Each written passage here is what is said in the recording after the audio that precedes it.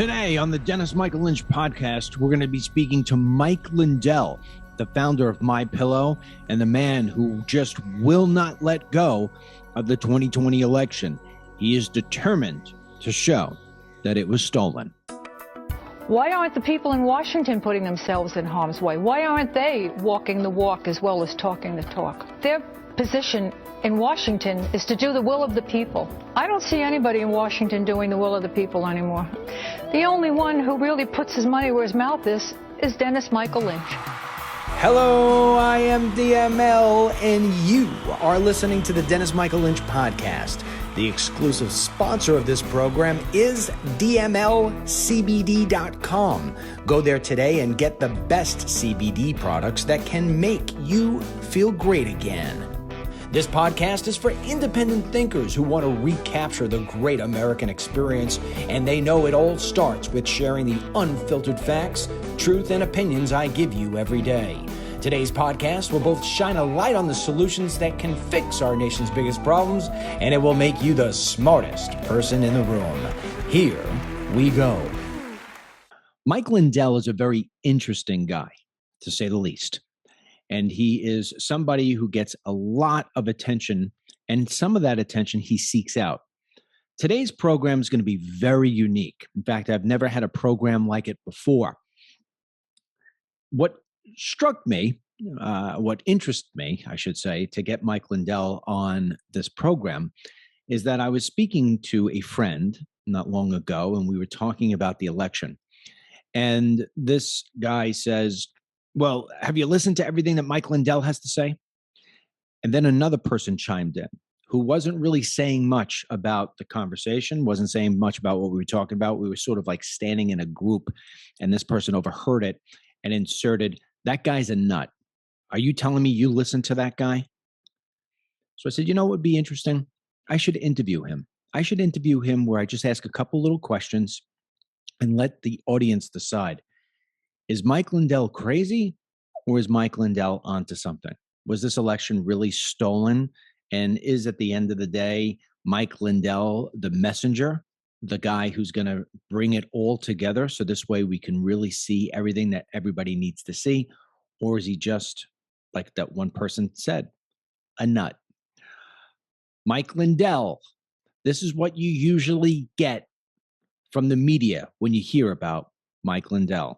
The MyPillow guy. Mike Lindell, yes, the MyPillow guy is convinced China hacked the election, Donald Trump really won, and Lindell has the absolute proof. They did it in all the states, every single state. They changed the votes. Every single state. And you have the proof. Yes. That will show I have the whole data. The actual exchange of votes. Yep, 100%. 100%. In the words of the great Britney Spears, oops, it happened again. Today, we learned that the Secretary of State's office in Idaho has gone out on a Donald Trump stolen election wild goose chase at the behest of Mr. Pillow, Mike Lindell, the wealthy CEO of the MyPillow company, who has made a whole new career for himself recently as a full-time promoter of the conspiracy theory that the last presidential election shouldn't count and Donald Trump should just be allowed back into the White House. Can't we all agree? One of those people feeding the big lie is TV pitchman turned conspiracy theorist Mike Lindell. The MyPillow CEO has said over and over again that he has proof of a stolen election and that he was going to present it to true believers. So you would think after a judge ruled that a $1 billion defamation lawsuit against him could go forward, that would have been a good time for him to show his proof to the world.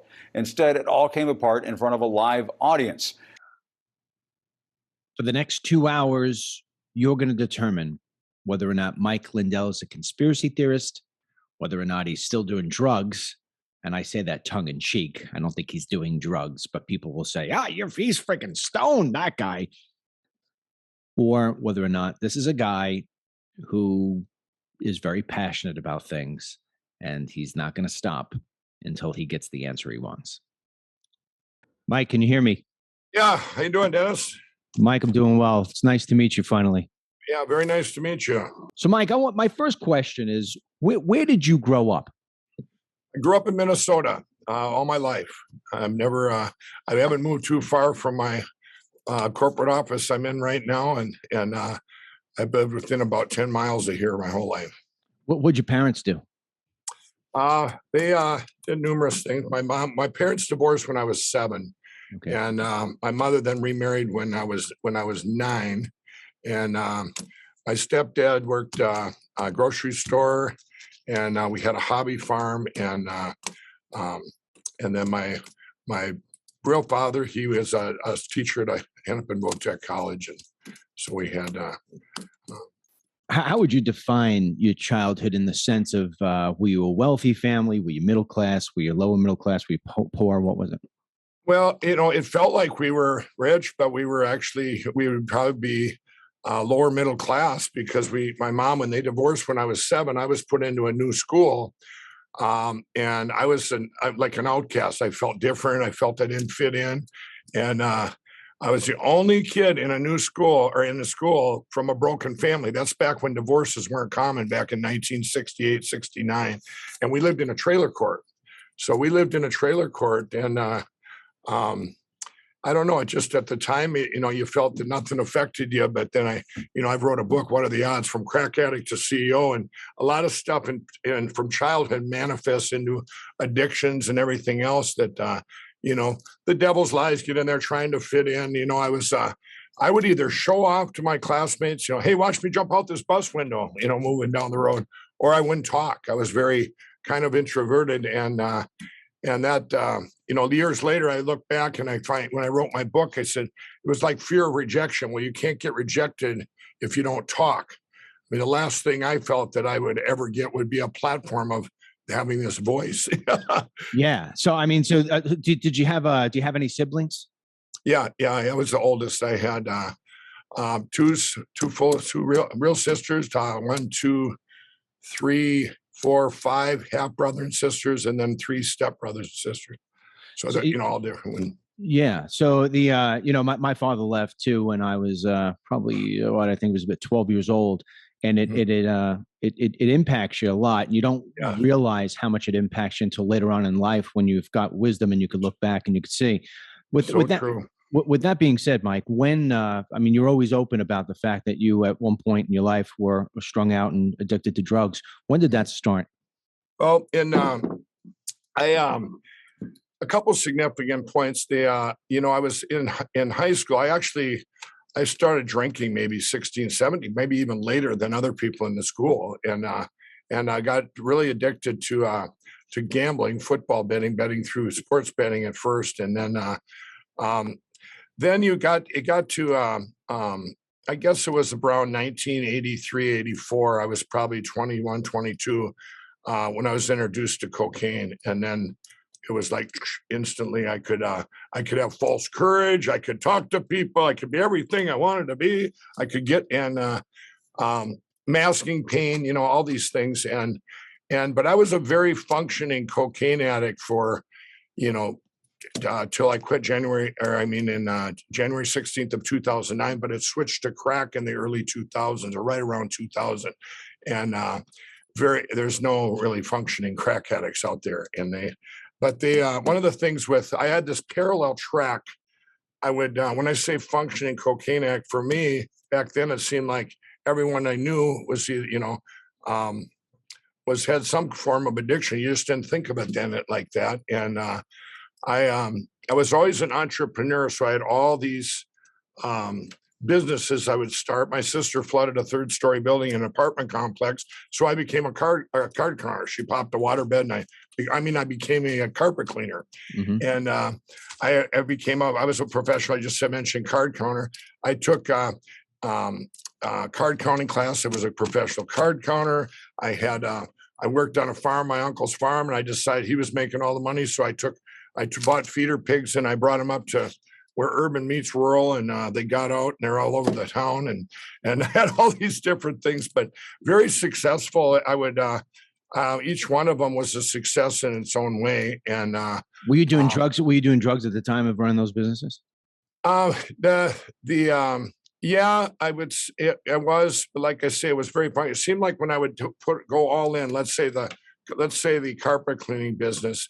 Now there I wasn't, I was cocaine, so it was sporadically. It wasn't an everyday thing. And when I was in the businesses, I would take them very seriously. I mean, I was working when I was 9 years old, 10 years old in a farm, chopping weeds out of bean fields, and I mean, I was always very hard work ethic, but I think anything I do, I would just go all in. And I had, but then one of the things I got into in around 1990 was the bar business, because I was a bartender, and then I bought the place I was in, and on contract for deeds, kind of manufactured credit. I never had any money, and but I got into the bar. I was in the bar business for 13 years. I had the one bar, and how old were you when you started? How old were you when you started the bar? I would have been, let's see, 1989. I was born in 61, so 20. Let's see, in your late 20s, 29, late 20s, 28, 29, and one was a nightclub. It was like 5,000 square feet. It was not the kind of traditional nightclub you would think. It was in this office building, but I learned a lot. I learned a lot in business, and I was always really good at math. I dropped out of college when I was in the first quarter, but I took calculus in 8th grade or 9th grade, I guess. And so mathematics and deviations was a problem solution type thing. It was very God gifted me. That was it carried me through. So I'd see a problem. I was able to solve it. So all those different businesses was very, very helpful later on down the road. Sure. Let me rewind back to the stuff with the drugs. I think a lot of people are interested in this sort of thing. We cover drugs on this program a lot. So I'm assuming, and I don't want to put words in your mouth, but so you're drinking like any teenager would drink. I drank all the time with my buddies in high school when I shouldn't have been. And so that kind of led to other drugs. And then you just tried cocaine. Now, did you try cocaine because you were down and out, or did you try cocaine because it was the next party drug to try? Yeah, well, for me, like I say, my first real big addiction was sports betting. I mean, it was like I would bet money I didn't have. So like, I'll give an example. I owed the mafia money. That's with the bookies.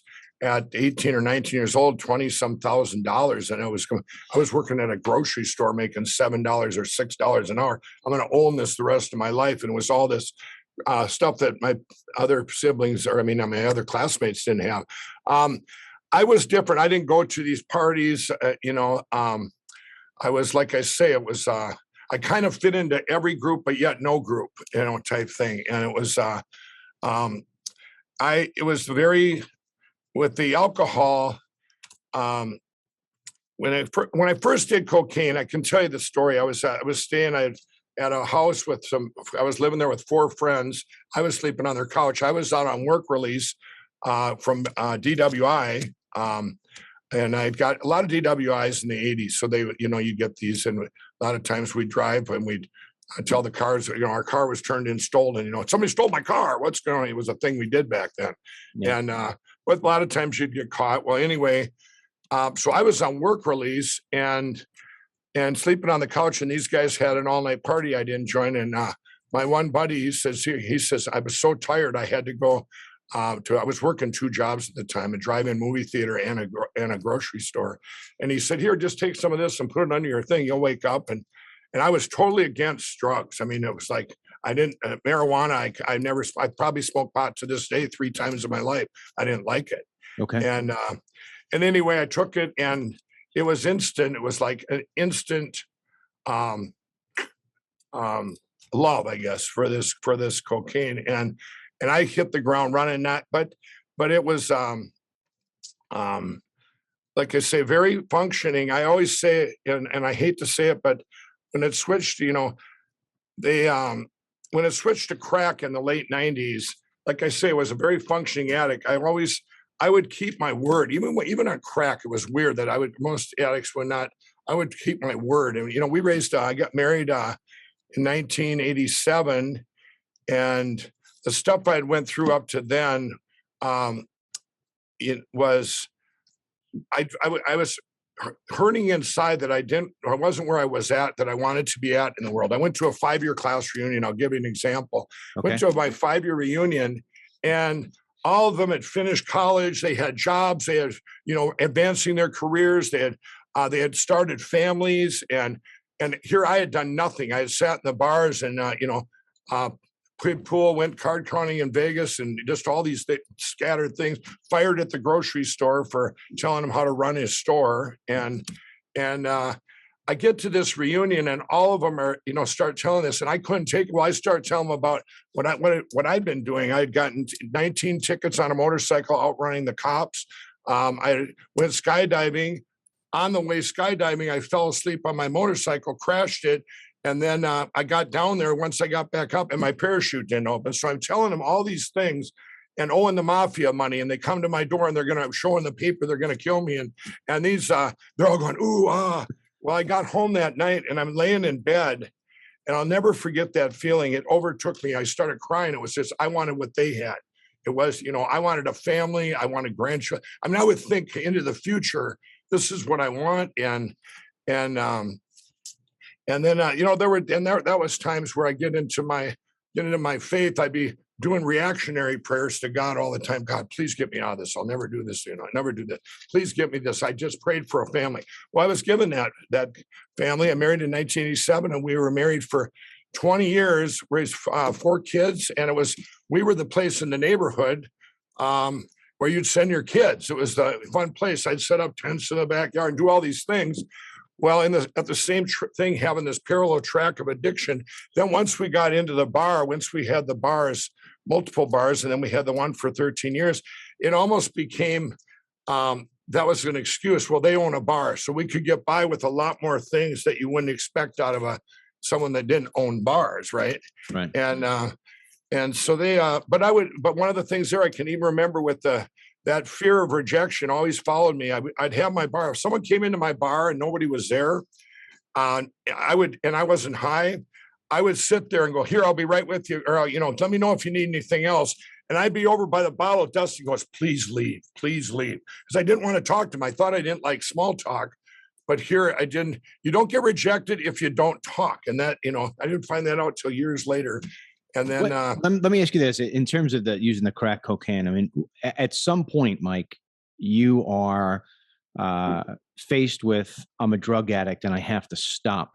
What was do you remember that day? When did you hit bottom, and what happened? Yeah, here's during the cocaine days and the bar days, I'd try and quit many different things. I'd almost flop one addiction for the other. I'd quit betting the football, or I'd quit drinking, but still doing cocaine. And then the whole time so I would really try, because at that time, even the cocaine, the cocaine was starting to affect things where it would become almost a daily thing. Well, it was a daily thing.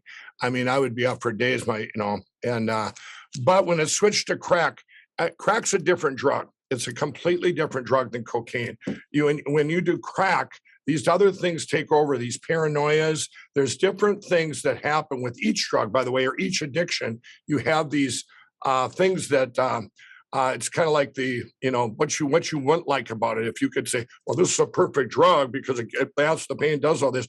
Every drug has a repercussion. Like even alcohol, it tastes bad in its own right. If it tasted so good, everybody'd be drinking it like water and dying, That's right.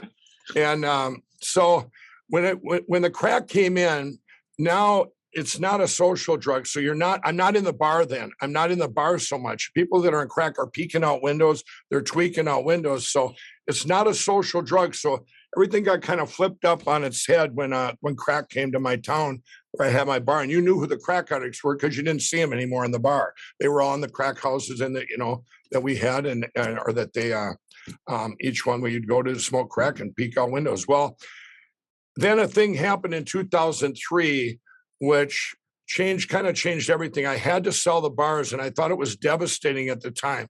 It was something that was beyond my control, and it was devastating. But I look back, obviously that had to happen because it changed the course of what I was on. And invented the pillow in 2004. Wait, don't go too far. Don't go too far.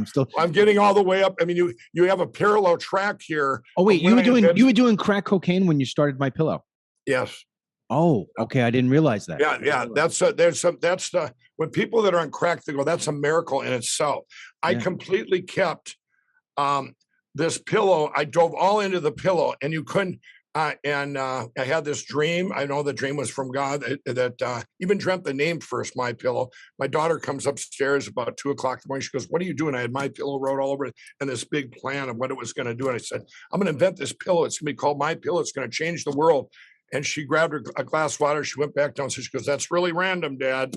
And and we that sounds like something my kids would say. Go ahead. Yeah, but then their mother kept saying, they go, "When's he going to get over this pillow thing?" He goes, "Oh, he'll get over it." And wait, let me hit time out. Let me hit time out because there's some great questions right here that I got to ask. And so you could give me quick responses on this. When you're doing crack cocaine, does your wife and children know that you're doing crack cocaine? He was doing crack too. That was one of the hardest things they didn't know. It was hard. Wait, your wife was, you said, I missed what you said. Your wife was doing crack too? Yes. Yeah. When we got into crack. Yeah. So you and your wife were doing crack. Did the kids know? No. And they, to this day, they didn't know till they knew something was wrong when we ended up divorcing in 2007. Now we just told them all this stuff. And one of the things is, any addict out there knows addiction is hard work. One of the hardest part of it is to hide it. And there's nothing harder to hide than a crack cocaine addiction because you can't control once you take it. You can there was many things you can make a promise and pass a lie detector test, but then you do crack and it all goes out the window. There's nothing you can physically do to cover that. So I would have to, in order to, when I went all in for My Pillow, you would never be doing crack at a show, at a home show, at a fair. I kept it separate. It was like, which any crack addict that, the ones that have gotten saved now that might, all these different ones that I've talked to said, "How did you do that?" Because it would be impossible. That's a miracle in itself. It really God is. protected this platform during that time, because when they did, there was so much great betrayal. All the show promoters and stuff came back to my side because I had never broke my promise to them, ever. That was one thing God protected, was my word. And that's very rare. Yeah, I was the kind of guy that could go to the drug dealers deep in the heart of Minneapolis and say, "Hey, I'm going to borrow $300 cash, plus you're going to borrow me $300 worth of cocaine or crack." And drug dealer, drug dealer going, "Oh, that never happened." Yes, it did, because I wouldn't break my word. I would be, and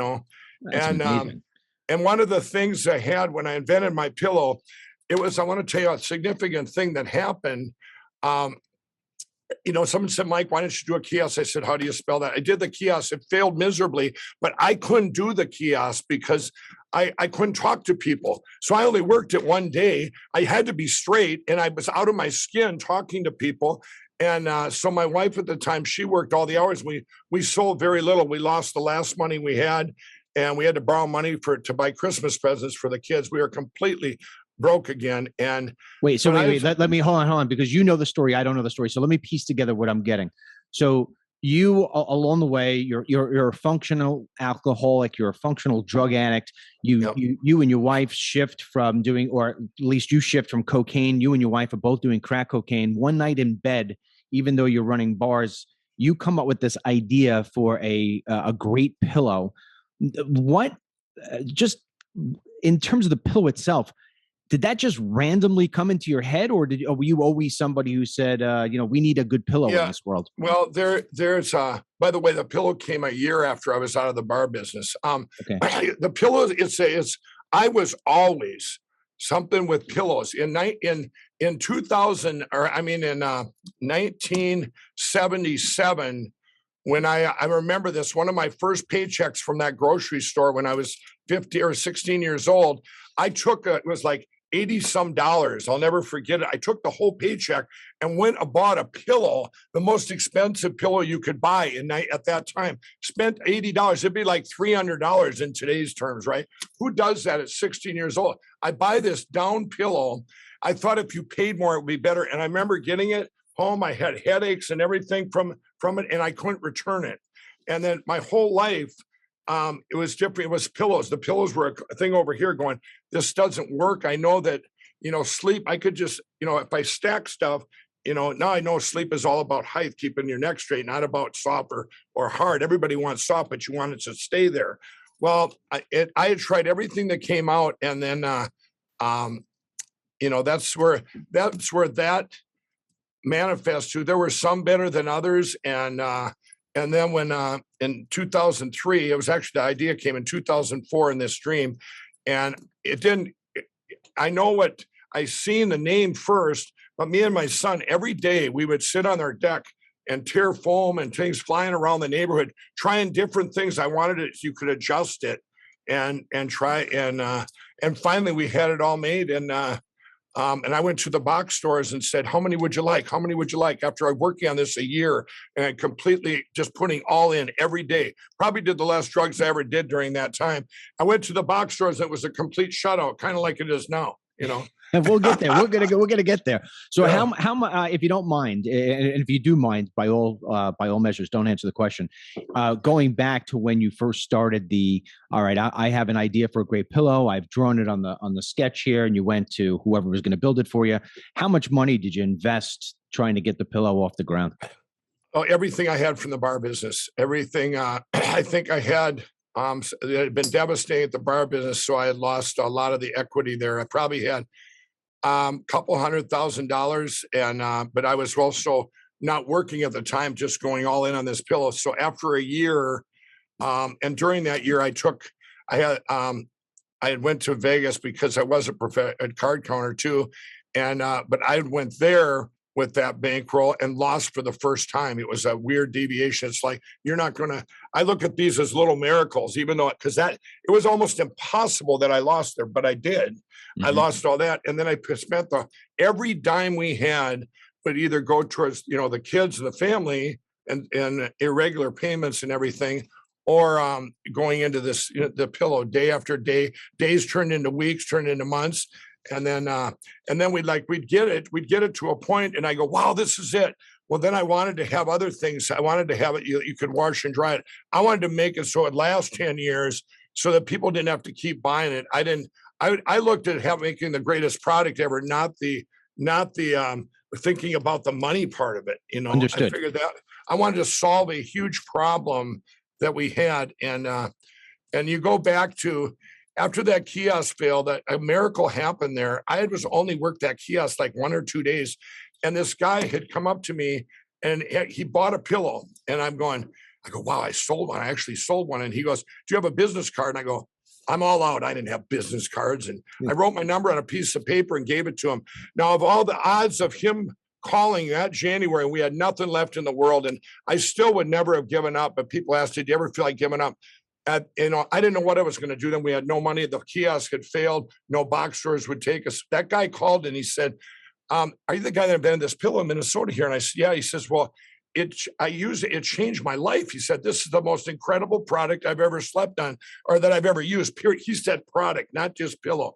And he said, I run the Minneapolis Home and Garden Show. Now, I didn't know there was a whole circuit for inventors, shows and fairs. And he said, would you like a spot in there? And I said, sure. And I'm thinking how I'm going to pay for it, write him a check and hope he cashes it after, right? Yeah. And so I go into this show and I changed everything. It was like all or nothing. And I put a table between me and the people so they weren't up close talking to me. I would, have an agenda. I wouldn't let them come and invade my space. It was that rejection thing. If I literally stepped out from behind the table, I couldn't talk to people. If I went outside, I smoked back then too, to smoke a cigarette. If someone came up to me and said, hey, do you have a lighter? And I said, yeah. And then they'd ask me a question. I said, I got to get back in there. I'd literally put out my cigarette because I didn't want to talk to people. Then I get back behind the thing and I could talk about this product.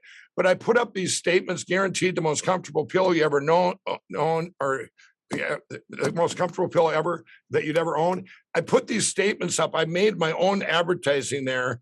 And I start selling that day. The first day, I sold at least 14 to 16 pillows, which was like more than we sold in a week at that kiosk. It was like people were buying, but an interesting thing happened. The next day, every one of them, not some of them, everyone that had bought one paid to get back in the show to come to that booth and tell me how amazing it was, and that this thing, what is it? What's inside? How does it work? It changed their life. And I'm going, or their sleep pattern, or what they did. And I didn't know at the time. I'm going, but it wasn't about the money. Here's a key thing. I felt so good inside that I was worth something, that I had done something to help people. And that, to me, I always would help people. Even when I was an addict, I would give the shirt off my back. That was another thing different where I would give everything, every dime I had. If I had nothing, there's so many times in my book where I had the last dollar I ever had, and I'd give it to some guy in Vegas or where I'd be when these stories and in Memphis, and they'd be down out. I'd send them back to their families, and I'd be sitting there homeless and broke. And but that felt so good. So I never let up on that feeling. It was like I became, so you had this track of doing home shows and fairs for years. Okay. In every town, and then over here you'd have this path of crack cocaine addiction. So so I had asked you, and we have so many stories in between. What day was it where the crack cocaine wound up making you hit rock bottom? Well, there's a couple things. In 2007, we were losing everything. We had these people were taking the company. We were making the pillows in our living room. We were labeling them in our living room. And my wife couldn't take it anymore, and she left. We got divorced real quick. It was like within 4 weeks. It was like our life was flipped upside down. So then you get into 2008, and in 2008, I've told this story many times. Just one of many stories that had to happen leading up to when I did quit. And one of them, I was downtown Minneapolis. I had been up for about 2 weeks, and I come out of the bedroom. And I had a warrant out for my arrest for a driving charge, or another charge, but it was found innocent later. It's a whole nother story. Well, here all three of the drug dealers, the biggest drug dealers were there that control different areas of Minneapolis. And I go, "What are you guys doing?" They go, "We're cutting you off. You've been up for 14 days. I said, and I'm starting to argue. I said, "What is this, an intervention?" And the guy goes, "Call it whatever you want, Mike." Now, two of them left, and they asked how much crack you have left. And I showed them, and about 4 hours later, I'm carpet farming. Any crack addict will know what that is. I'm looking for crack, scraping my pipe, and look over, and he's asleep. Now, I went down to the streets of Minneapolis at 2:30 in the morning, right down where everything got burned out down there. And a lot of my friends' businesses that have quit. It's a shame what happened. But I go down there, and I couldn't buy crack anywhere. It was a complete shutout. They'd look at me. They had gotten the word out in the street. And you got to realize that every city USA in the heart where I was at, you're going to get crack, or but they had just got the word out. You sell to him and we'll kill you, or whatever. I don't know what they said. Well, I'd come back upstairs, and an hour later, and he's standing up for me. He said, "How'd that work out for you?" And he actually took a picture. He said, "You're going to need that for your book you've been telling us, right?" He goes, "Man, you've been telling us for years that this My Pillow thing is just a platform for God, and you're going to come back someday and help us out of this addiction world we're living in. We're not going to let you die on us." Because I would tell them guys all the time, I've seen it in the future. When I quit, I'm going to come back and I'm going to help everybody. And this was my, there was a reoccurring dream. Well, now I do have the Lindell Recovery Network.org, and it's free, and we help addicts, millions of addicts. Well, and two of those guys that did that intervention are born again Christians. They work for me now, but I didn't quit there. I didn't quit there after those 14 days. And there's stories in between, but when I get to the fall, and my son came up to me, we came back from a hunting trip. He was 18. By then I was living in another house, losing this other house in the woods, and his lips were quivering. He said, "Dad, I want to go live with Charlie." That's his brother. And I deep inside, it hurt me so bad because I thought I was hiding it from him, and he was living there. And I said, "No, that's fine." And inside it just ripped me up that I had become what I'd seen my friends not become. This father that couldn't keep his promises, maybe whatever the reason was. I knew, and I didn't want to know. I didn't want to know reality. I just was so painful inside. Then a significant thing happened in December of 2008. I had nothing left, and My Pillow was just a little blip on the radar. Because I would not do shows if I was high, so that would mean I would very seldom do shows, right? Right. And my friend came in out of nowhere, and he's the first guy that had said back in that day, "Do that piece of cocaine." And we were both, he was my hope match, I call him. We had both done cocaine at the same time, been functioning addicts, very similar our past, started crack at the same time, but one thing was different. He had been 4 years earlier, I hadn't seen him in 4 years. Rumor had it, he had found the Lord and quit everything. And here he shows up out of nowhere. I go, "Dick, what are you doing?" He goes, "What are you doing?" He said, "The Lord led me here." And I said, "Well, Dick, I got a question for you." I said, first thing I asked him, I said, is it boring? He said, no, man, it ain't boring. And of all the treatment centers I have been in, it didn't mean nothing. I'd forgotten more about addiction than they'll ever know. Okay. The counselors, a lot of them went to college to learn how to be, counselors. Well, addicts want to hear from people want to hear from other people that have made it through whatever it may be. It's giving them hope. Right. Mm-hmm. So I couldn't get enough of him. When I said, is that boring? He said, no, man, it ain't boring. That meant so much to me. Like, wow, I can quit and I wouldn't have this. One of the things was boredom. I was afraid of that. I was afraid that God had this big platform for me. And I prayed, man, this is going to be terrible. I have all this weight of the world on my shoulder, whatever this calling is. And yet I won't have drugs or whatever to cope, so to speak. Well, on January 16th, 2009, now that day, I used to confuse that with the day I was completely did a surrender to Jesus Christ. But for me, I made a deal with God that night, and I said, I'll do this platform thing, and I said, but I want to be freed of all the desire for all the drugs, alcohol. I want to be freed of the desire. I don't want to have to deal with that while I'm here, right? And then I say that night, I made sure I didn't have any worldly possessions that people would look at it and say, with God, all things are possible. So I had nothing of any monetary value left, but that never stopped me before, because you could drop me in inner city and I would survive. I mean, addicts are survivors too. And very, very, like I say, it's a lot of work to hide the addiction, also to get through. Well, anyway, that night, for me, there was two paths. I knew deep down, if I didn't quit that day, my calling would be gone forever. I compared it to, I used to work at a drive-in movie. The second feature of my life would be reel one would be movie A or movie B. And movie A was my calling. And after that day, if things didn't change, my calling would be gone forever. And this would be the rest of my life, movie B, if that makes sense. And that's the way I positioned my book. And I knew that 100%. And I quit that night. I woke up and the desires were gone forever. They were gone. I've never, ever, ever had a desire in my life for any drug, alcohol. Everything was gone. When you stopped doing all drugs, when you had that night, that calling, right? Did the My Pillow enterprise start to go into another new gear? Well, interesting you say that. When I came out of that the next day, there was nothing left. My pillow, like I say, was just a blip. These guys had betrayed me and had taken my fabric and took the shows. And so I found that out the next day. It was like, what? These are guys I broke bread with. It's huge betrayal. It wasn't like that you think, oh, you did something to them because you were an addict. No, I covered them. I was always the bank. I had made sure that I would be the one to always suffer. Well, anyway, I had to my sister, I was living with her. She said, pray for favor. And the one guy I found out was in on it. I had to have $30,000 to get fabric. I never needed that before, but they were going to steal my fabric.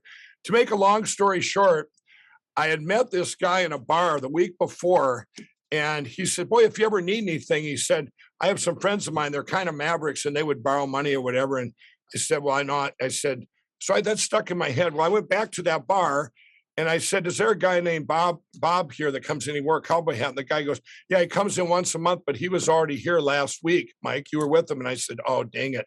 Well, at that moment in time, Bob walks into the bar. So I asked him, I tell him, hey, can you introduce me to your friends or whatever? And he calls them up, and I needed the 30 grand by 1 o'clock that following Friday, because this guy that betrayed me told me, well, they'll give you till then. And I acted like I didn't, I knew right away he was in on it then. Anyway, he called these guys up, and the appointment to meet them was at 10 o'clock in the morning that Friday to get 30 grand cash with nothing in the world. So here the following Friday, I walk into this place with carrying a pillow and a T-shirt. I never wore a tie. People that wore ties and suits and ate with more than 2 forks, they scared me. Okay, I mean I didn't trust them, right? And so I walk in there, And remember, here's a guy that couldn't talk to people without this crutch. I've been on addiction for a week. I walk in and there's a CIO, a CIEIO, a COO, all these C's. I didn't even know what C's meant, and they're all in suits. I'm going, I'm coming here to ask for 30 grand. This is it's instant, but I had 3 jars of foam, and I start telling them all my story. I want to borrow 30 grand. I'll pay you back 40 grand. I'll pay you within 3 months. Me and my friends were going to do shows. These guys took my company. They betrayed me. I have this pillow here. I invented years ago doing shows. It's going to be the biggest product ever. And I used to be a crack cocaine addict, and I'm going through all this stuff. And their CFO goes, "Well, when did you quit crack?" And I said, "Last Thursday." And 4 of them got up and left the room. And I went just like this. I said, "Well, now there's 4 of you. You're all going to put in 7,500." And they end up doing it. The guy goes, "What do you think?" I mean, to this day, they don't even know why they did it. I know why they did it. It was a God thing. And when I left there, it was cash too. The guy goes, "We'll give him a contract." He goes, "He doesn't have anything." So I signed a piece of paper. They never checked my ID. I know that. I didn't have a driver's license. So here, they believed in me, gave me the 30 grand. I went and bought the fabric, paid these guys back within 3 months. But there was miracles like that happened to get my pillow back, just to get to the baseline of the shows back. And the shows. Then you get up to 2011, and I told my friends and family, I said, "You guys, I have a dream." Remember, no box stores would take us. I said, "I have a dream of an infomercial. We're going to be the number 1 infomercial in the world." And I said, so everybody pooled their money, my friends, family, their life saving, put in, my kids. If you had $1,000, and we just all pooled enough to make this infomercial that I believed in, and they all believed in me. Well, then I got people told me, "You can't do an infomercial. They're only to go into box stores. No infomercial ever makes money directly." And they said, "You can't, you need an actor. You can't do it." Because I wanted to do it just like I did at the shows. Mm-hmm. Well, the night before, when we went to film this in St. Paul, Minnesota, in August of 2011, a real producer came in there from California, and me and this gal were doing our reads. And he texts the other guy, said, "This is the worst guy I've ever seen. He'll never make it on TV." And the guy goes, "He's paying you. Just go with it." Well, the next day, I was so paranoid. There's an audience. I couldn't talk. And literally, we brought in a table and took the teleprompter down. And I just did it the way I had done it for years, kind of like I do my commercials now and everything. It just naturally, when I write a speech, I don't write a speech. I just, talk. Well, that aired October 7th, 2011. I was living in my other sister's basement. I had no money left again. We had put it all in, and I made promises to all my friends and family that this wouldn't fail. And when it aired, I had like 10 employees and just family members. And 40 days later, I had 500 employees. We were the number 1 infomercial in the world at the end of December in 2011, and just exploded. But we took in $100 million in 6 months. And at the end of it, I was $6 million in debt because I had other companies. I trusted them, and so much betrayal. It was just incredible. So wait, so you did $100 million off that infomercial in six months? Okay. Yep. But I lost $6 million on it. But you lost $6 million. All right. So when that's all done, I guess 2 things pop up into your head. Number 1 is, I'm clean. I'm a success. I have a great product here, $100 million. Even though you lost $6 million, you could fix that. Obviously, I didn't know if I could fix it. You didn't know if you could. Well, you did, right? So eventually you fix it. And I think one of the other ways that your name came to be is that you were now all of a sudden on Fox News all the time. What gave you the idea, and how did you get involved in Fox News? Well, here's what happened. So that infomercial, then after the infomercial, $6 million debt, then it gets up to 2014, and we had gotten in some box stores then. Well, then the infomercial fatigued, everything dried up again. So in the summer of 2014, I met a gal, Kendra, which I'm still with. It's part of my story. And you'd always see me wear my cross on TV, which I got attacked for relentlessly. Oh, I'm sure. By wearing this cross. And I would literally be the only one taking phone calls. And I would sit there and tell them, this is back in the early days, I would sit there and now I hadn't been saved yet. I always wanted to be that person, And so I would sit there and argue with people that called, some of them Christians, going, "You're wearing that cross to sell pillows." I'd send a picture of me in a crack house with the same cross on, right? And when I would tell my people trying to get them to Jesus, they'd end up finding Jesus. And I go, "There, take that. How do you like me now?" And so in the summer of 14, I met this gal, and we were within 2 days of going under. We were once again about $6 million in debt. And 2 days, my pillow was going to be under. And she said, "Let's pray." And she's praying, and she goes, "You don't have a personal relationship with Jesus." And I'm going, "Yes, I do. I wear my cross on TV." And I kind of didn't, I knew what she was talking about, but I could never get there. It was like God was always chasing me, and I was always, he was protecting me, but I was always reactive in prayer. Well, anyway, she did this prayer, and these praying, and I started to bring everything in house then. All the stuff I learned from 2012 of all these things of other companies, relying on them, like what media is good, what media is bad. Well, what I did, I said, well, I'm going to bring everything in house and do everything the way I wanted to do what I've learned. So it's a different kind of marketing, viewing every spot like it's your only spot. So like when you see an ad on whether it's Fox or CNN or ABC, NBC, it could be in the middle of the night. They all have promo codes. They all have their own 1-800 number. So I know what if I had to live on just that? And I treat it like it's my only spot, treating every customer like it's your only customer, because I remember the days when that's all I had. Right. I drove halfway across this country once delivering a pillow for a little kid's birthday because the mail didn't get there in time. I treated everything like it was my only customer or only spot.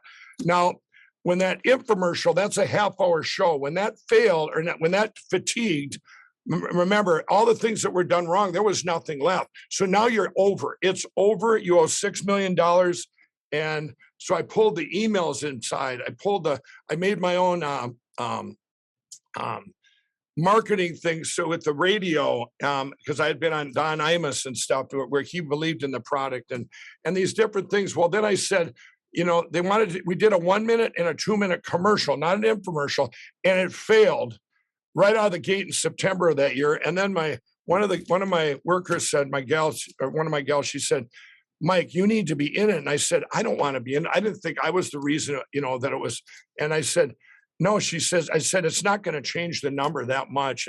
But then it was like, what do we have to lose? So I went in that. Well, in November of 2014, when we went on Fox was the thing, I was up. I remember sitting there. Everything I do off my phone, these little graphs, and I look for deviation and stuff.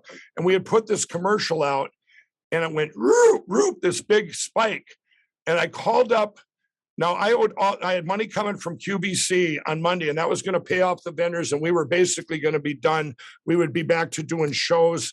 It would be collapse basically on My Pillow, but we would be even with what we owed to people. And I called up the media guy. Remember, I put everything in house. I said, "What is this big spike?" He says, "Well, that's Fox News."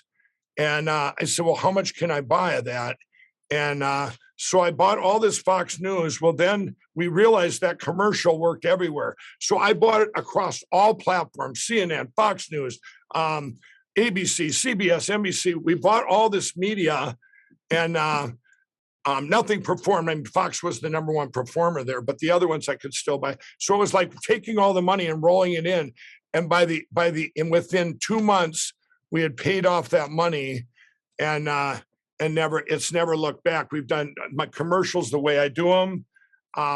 People, they're honest, they're true. And then we did all these different commercials, and we treat, like I say, every spot like it's their only spot. And it depends. At that time, our audience was 45 years and older baby boomers. That's who was responding. Fox just happened to have the big one. And even CNN, it wasn't political then. They were almost neck and neck, but people don't realize that. Of where, each spot, you might have a spot and that worked at 4 a.m. on your CNN. And it's all about what you pay and what we get back. So, right. And then we did newspapers across the country. We're the most successful filler ad ever. They're called remnant ads. And everything just, and so at your height, before all the political stuff starts coming, how many employees did you have? when you talk about political stuff, I guess the first political thing is when I first met Donald Trump. When I got back here, and they at that time, I think we had, I want to say 1,500 or between 12 and 1,500 in the summer of 16. When I went and I had a private meeting with Donald Trump before he was president on August 15, 2016. And I went in his office. I had never voted. I didn't think politics affected me. Right. And I remember going in there and we talked for 40 minutes. He said, Mike, are you always a Christian? You're wearing your cross? I said, yes, Mr. Trump. And this is a divine appointment. And then I talked. They said, whatever you do, don't tell him you're a crack addict. About 2 minutes into it, I said, I was a crack addict. And I looked at him like that. And I said, I said, I have this platform to help addicts called the Lindell Recovery Network. It's going to help millions. He said, I'm going to stop the drugs pouring in from Mexico. But it was listening to this guy, and he asked me about the manufacturing here being made, in the U.S. with all my employees. And we talked about that. And he said, I'm going to bring the manufacturing. It was an amazing meeting. And I walked out of there, and I couldn't believe what I had seen. And I'm going, he's going to be the greatest president ever. I didn't know anything about presidents or politics, but I went and talked to his employees, and it was interesting. Every one of them said the same thing: great man, great boss, great business leader. And he had done something for him personally, the personal part. And here's a guy that didn't ask me a thing in that office. He didn't ask me for money. I've been around the block from everywhere, from no forks to four forks. And that man had only one agenda, and that was he wanted to help this country. And he cared about what I had to say, and he cared about people. And it was amazing. And so I get back to Minnesota, and I was the media's darling in the summer of 16. I mean, I would say I'm walking across the street and I'd have every ABC, every reporter there. How many more employees you hiring? Wow, I was up for the Better Business Bureau, the Torch Award, their highest award. Okay, I was the Better Business Bureau. Their spotlight, the best company. We had no consumer complaints. I mean, it was amazing. A+ rating. So I get back and I do a press release, and my board of directors said, don't do this press release. You're gonna alienate half our customers. And I said, what are you talking about? I said, and I got mad and walked out of the boardroom. My CMO came out and said, we didn't get this far by you not listening to God. I walked back in there and go, we didn't get this far by me not listening to God. So I was praying about what I was doing, everything. Well, I went and did that press release, and I'm going, uh-oh. Nobody called. I called going Fox on me. Fox now that they don't, I said they went Fox on me. None of them would talk to me, right? And then all of a sudden it hit. They called me a racist. They called me, and I thought they were real. I didn't know they were bots and trolls and hired hit jobs, right? So I got attacked. Like it was this wave of attack. The Truth in Advertising.org, one of the most horrible groups in this country, they did this hit job on me. Then the Better Business Bureau, the next horrible group in the country, took me from an A+ to an F because they said I ran my ads too long. The ones that they promoted, they said, well, you're your own manufacturer. And I said, so if I made them in China, it'd be okay. And they said, yes. I said, you ought to be ashamed of yourself. And I went back down. It's an F to this day. They put me from an A+ to an F. It was the biggest attack you ever seen. But my employees and I, we got through it. The country got behind us. And there's an article that came out, this Bloomberg article, that told about my past being a crack addict about the same time this went down. So people are this underdog, this American dream on steroids that I've been living, and all my employees are going, we weren't political. We're going, what did we do wrong? And we were just attacked. But that was training of years to come, right? So your big crime at that point is just sitting down with Donald J. Trump and saying that you think he's going to be a good president. Yep, and they didn't even know what we talked about on that press release. I mean, nobody bothered to call and say, well, what did you talk about? Nobody did an article on me there. The media, the journalists here went completely flipped on me, and not just flipped. Some of them were my friends. I had them on my phone, and they wouldn't talk to me, or all of a sudden I was a person. I go, what the heck did I, you're calling me a racist? Why don't you talk to my black friends down in the cities where we're down there, and all of us that have, down there and sitting in this poverty thing when we were living in down there and this other world. And they were all sticking up for me, but it didn't matter. Nobody could get to the press at that time. So let's fast forward the story here a little bit. When do you lose the first box store, and what's the excuse they give you? Okay, now you got to go up. We're going to go up to the spring of now. I went all in for the president after that. I went all in for Donald Trump. I never looked back. He kept his promise, all this stuff. Now here you get up to, it would be a year and a half ago, right when this China virus started out. And I don't know if you all remember, a lot of you out there do the speech at the Rose Garden.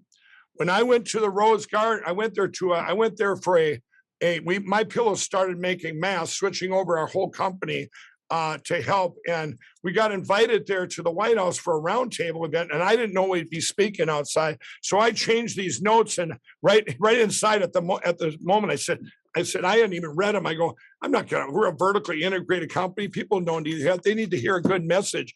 And I wrote on there, and if you remember, I get up there, I go, God gave us grace on November 8, 2016. A nation had turned its back on God. And I start reading, we need to spend this time getting back in the Word, reading our Bibles, spending time with our families. Well, you would have thought I shot somebody. The media, it was the #1 story in the world for 1 week. The media, good and bad. I was attacked. You had Jim Acosta going, and the pillow guys up there mixing God or talking about God, and they're mocking God. And it was, you can, all the way overseas, everywhere, covers of newspapers in Taiwan and Australia, Mike Lindell, this pillow guy's up there, talking about God. And anyway, so we were attacked then, but then the big attack came 2 months later when this guy had brought me this thing that worked with the China virus that was a cure, and then it worked. And I got attacked I went on CNN, and Anderson Cooper attacked me for 18 minutes. At that time, this was a therapeutic that I was trying to open up the country. I was going to give it away. I put millions into it, and it was worse than the hydroxychloroquine, what they did to that. They attacked me. Anybody can go look it up. It was 18 minutes. Now we really learned my cousins, any distant cousins, they had threats to burn their houses down. The threats came, it was the worst thing I'd ever seen. My families were in fear. I mean, even extended families, they attacked my company. And with threats, and there were some that left then. The ones that left then, the Canadian, the QVC and HSN. By the way, they're a monopoly. They're both together. They dropped Zulily. I'm naming some that didn't get named in the big cancellation because how horrible were they? They did it back then for no reason. And the Canadian Shopping Channel. So then you fast forward. That was actually good training for what was to come. On January 9th, I was given evidence of the election fraud, cyber evidence, by the way, that's going, we can talk about that if you want, but I was given this evidence that proved everything. I didn't believe in November and December with the election, all these things. One of the things that baffled me the most was, why are all these non-residents voting in every state? And I'm looking, I said, people are good people. They didn't run across the border and go, hey, I'm going to vote in your state and commit a crime. It didn't explain it, or lists of dead people that dead people don't vote, but I knew they had used their names. And how did they pull this? How did they do this? Well, then I get this evidence on January 9th given to me that proved all of these things. And it was done through machines through this cyber attack. So I get this, and now I try and get it to the president on January 15th. And I'm caught outside of the White House, and there's 2 pieces of paper that these lawyers had given me. It was sealed in an envelope. I never read it to this day. And I had evidence of over here, and they said, Mike, if you're going there, would you give them this?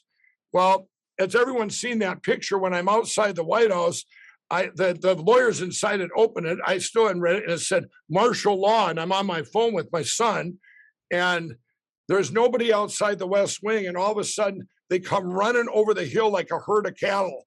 And I go, I gotta go. And they all stop short, like sheep. They came out. Arr! I go, y'all want me to answer questions? And they're all going, yeah. And I go, you know what? I changed my mind. You all find something real good to write about me, won't you? And I walk back in the White House. Now remember, up to that point, the media, if you could go back in time, nobody was talking because it was after January 6th. Nobody was talking out of fear. Nobody was saying anything. All the media head went Fox on everybody other than saying, that there's, talking about the 6th. And nobody's talking about January 7th when John Ratcliffe, the head of DNA, said, hey, we had a cyber attack that's been suppressed by China and all these things. Well, anyway, I'm over across in Virginia, and my daughter, she sends me a text. She goes, "Get out of there! What are you doing?" And I look, and it's now a famous picture of me on a phone. It says martial law sticking out of my phone, and the media went crazy. And from that point on, every day they would call me from morning till night. Every journalist in the United States, I think, has my phone number. I don't have a publicist, but they were calling me. So the terrible left media, I was almost using them. They called me up, martial law. I said, those weren't my papers. I said, I got proof that China attacked us through these machines. It was a cyber attack. It shows everything. We have the whole election. And I had to keep telling the narrative and say the truth. All you do is telling the truth. Well, during that time, that's when the box stores, like every day, 4 more new ones. You lost Costco, Kohl's. We were their number one product, and they could say whatever they want. They are lying. We were their number one product in history of all them stores. Every store in America. We've sold 60 million My Pillows now since that first pillow. All those box stores, that was the draw for them. So they made I would talk to their CEOs, go, these aren't real people that are attacking you.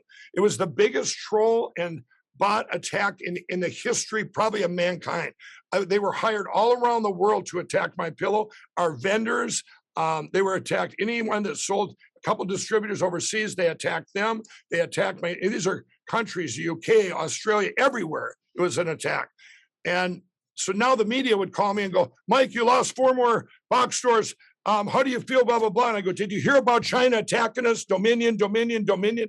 I didn't let up on the truth. I don't care about the box store. We lose our country there, Mr. Journalist. So we just kept these attacks. Well, and then it got to be, I lost my Twitter. So then I was out of the news. They went Fox on me for about 4 days. I said, I got to get back in the news. We're going to lose our country. We need, nobody was talking about this election fraud. It was just they were trying to bury it. And I'm laying in bed. It's 12:30 at night. I go, I need to, you know what? Maybe if I lose my My Pillow Twitter, because crooked Jack Dorsey, I thought, you know what? And he had took my Twitter down, and they were actually using my Twitter, acting like they were me. So my friends are going, are you okay with the election? I go, no, I couldn't take my Twitter down, but yet they were retweeting stuff saying I was okay with the election. Horrible. Jack Dorsey. He's almost as bad as Mark Zuckerberg from Facebook.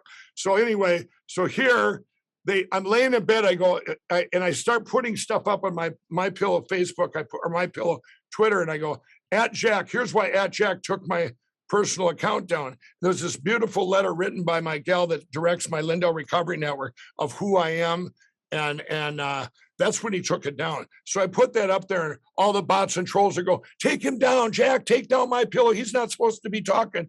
And I wanted to go to bed because I needed the journalist to call me in the morning, right? Start attacking me again. So this went on for a couple more tweets. And then finally I go, @Jack, we're all looking forward to the day you go to prison because we know you were in on this. Boom, he took it down. And the morning, that was worldwide news. My Pillow loses their Twitter account. The journalists started calling, and they've never let up from that day. They just every day, all day long, and the attacks. And then I could take their attacks.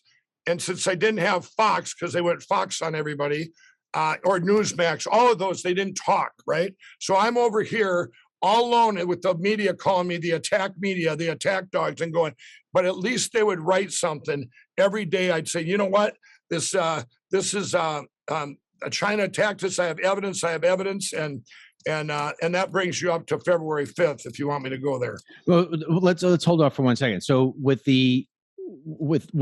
everything being laid out the way it is, I want to go back to your business.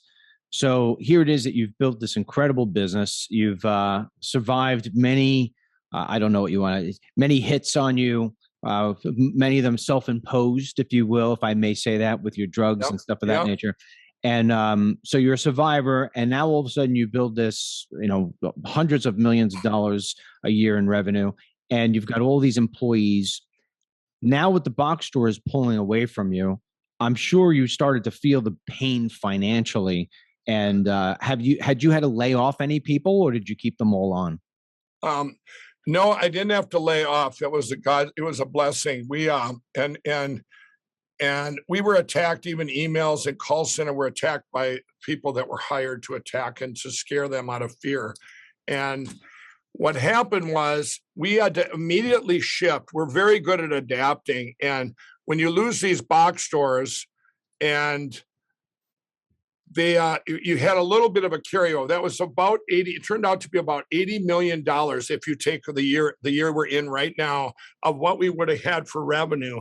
And you take that, everyone, it's an instant collapse because a lot of our machines were built around the boxing machines were built around the products you have in the box stores were different packaging that you had direct to consumer. Right. And this, so you had to change kind of our paradigm, and we had to do that at the same time. I'm out there trying to, get this evidence out to save the country, and for this attack, and so we because we had such great training of the other attacks, I think that gave all my employees faith, and with no fear, and especially my call center. I have, I don't know, 600, and a lot of them. They've been with me a long time, but a lot of new ones had to just have faith. The other ones are going, don't worry, we'll get through this. And we're praying and stuff. And people got behind us. The direct sales then, that went up. And I think the people, when I always tell people, what happens when you get something like that, people say, oh, it's political, you're going to lose half. That's not true. Over here, these are people. We have a lot of Democrat liberals in my company. And they're people. They're not the party. They're not the I call them that attacked us with the CCP combined with the Democrats and some of the Republican Party. They're not political people. These are just people. So the people over here still buy, but then the people over here buy more because they got behind the cause, and that helped. And we had, but then we went into there was a nationwide of a shortage of foam. Because foam the year before with the pandemic, the chemicals, and then Texas had just went through an ice storm. Right. And what happened is you couldn't get even my patented foam. We had this shortage. So people were patient. We fell behind. In My Pillow, we ship the day we get it. We try. We do every customer like it's our own customer. Well, we had to keep in communication with customers because there was a stretch where if you ordered a My Pillow, we have 110 products or more. But the pillow itself, it was stretched out. It was almost 2 months, but people were so patient because they were buying to keep us, to support us, to keep these people employed, my employees employed. And then if you remember, Dominion sued. I asked them to sue me, but instead of just suing me, they sued My Pillow. Shame on them. Disgusting. There's and they did that. Well, then it put things back in the news. I didn't care. It was about saving our country. I don't have a company anyway if we don't fix 2020. Is that lawsuit still ongoing? That lawsuit, everybody, just so you know, with Dominion and Smartmatic now that just sued Newsmax again, and that's called lawfare. It's a joke. They're doing it, everybody. Nobody's done this since the late 1700s, like Alan Dershowitz, who worked for me, said. They're doing it so delay past the 2022 election. So then the machine, it's over. We've lost our country forever. My lawsuit right now is sitting in Washington, D.C., even the one where we didn't countersue. We sued. My Pillow sued Dominion here in Minnesota. They moved that to D.C. because the judge made a ruling during my cyber symposium. Yep, we're going to say these can move forward. You remember, this is a defamation lawsuit where I said Dominion, they're crooks, they stole our election. I'll say it again. I've got all the evidence. You can't defame someone if they're guilty of sin, right? Well, anyway, the law, we appealed, so they're just sitting there, and they're going to sit there. You ask yourself, well, where's the Fox lawsuit? Where are all these lawsuits? They're sitting out there. Dominion doesn't want them to move forward because they're guilty. They'd have to go to discovery. In the meantime, they're going around our country deleting the 2020 election, like in Colorado. They took out, it's called the trusted bill. They've deleted all inside the machines, all the 2020 election, which they broke federal law, state law, and preservation of evidence law. It's and I don't know why in our country everyone's protecting this company called Dominion and Smartmatic. Well, it's disgusting. They were the tools used. We not only have to address 2020, but we can never have machines again, ever. Someone said the other day, well, we have to make those machines in the USA instead of China. No, you can never, ever have machines again in an election, ever. Do you, aside from the scary idea that we were to lose our country because of the things that have taken place, Are you afraid at all that you would wind up losing My Pillow because of the passion that you have put forward with this whole election interference campaign, No. if you will? No, that I've never had that ever, because I know with what I had, we lose everything anyway. So it's like, in my faith, I didn't have, the only time I had a little fear wasn't fear of losing My Pillow. And because we lose our country, we lose everything anyway. The fear I had was right before the impeachment trials. It was 10 days before, and I couldn't get the evidence. It's like, you guys, I have this evidence and the media has attacked me. I'm going, I couldn't even believe it. I'm going, why isn't Fox Talk coming to me and talking about this evidence? Why isn't this? Why are, the whole country, it's over. We have proof 100%. It's like a movie of the whole night of everything. And I had this fear going, they're not going to show evidence at the impeachment trial. I thought it'd be like the OJ trials, that they're going to go days of evidence and we can show, look what happened. Well, then I got wind from an insider said, oh, they're not showing nothing. And that scared me. So I thought, I prayed and I said, I felt right away that God said, let's do the movie. And that's when the media attacked me all week that week, more than anything. I said, wait till February 5th. We did a movie called Absolute Proof.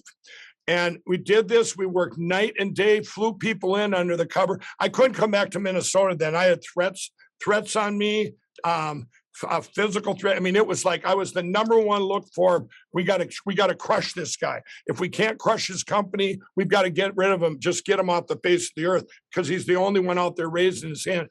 And for me, it was, you're going to lose everything anyway. Jimmy Kimmel asked me when I was on a show, he said, Mike, would you have done this if your friend Donald Trump would have been picked in this cyber attack? I said, absolutely, because we lose our country either way. It doesn't matter. This isn't a political thing. It's over.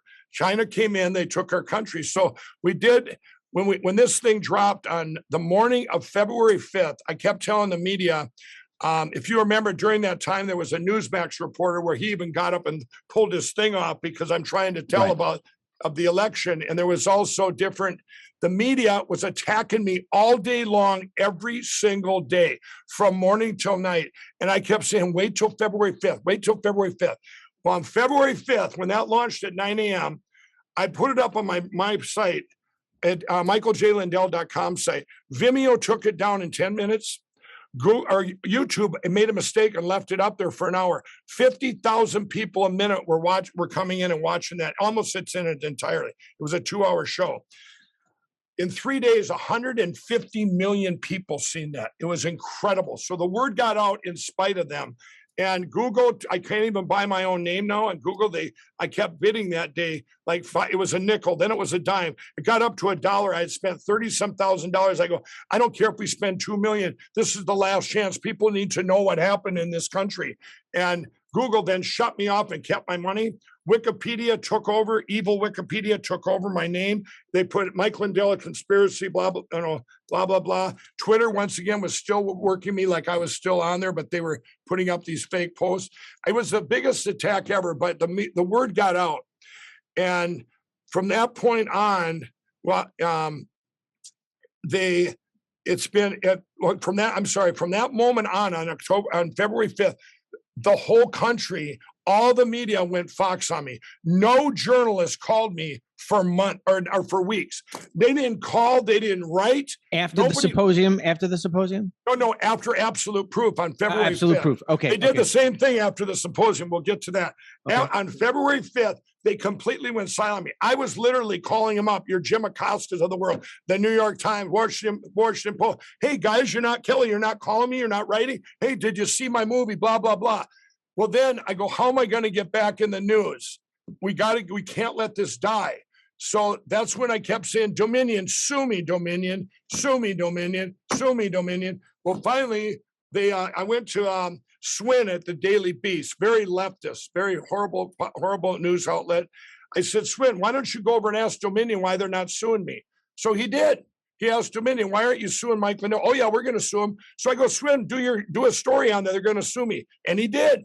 So they didn't sue me for 2 days, and I called him up. I go, Swin, you better go over there and tell him to chop, hurry up, because otherwise you're going to be known as putting out fake news.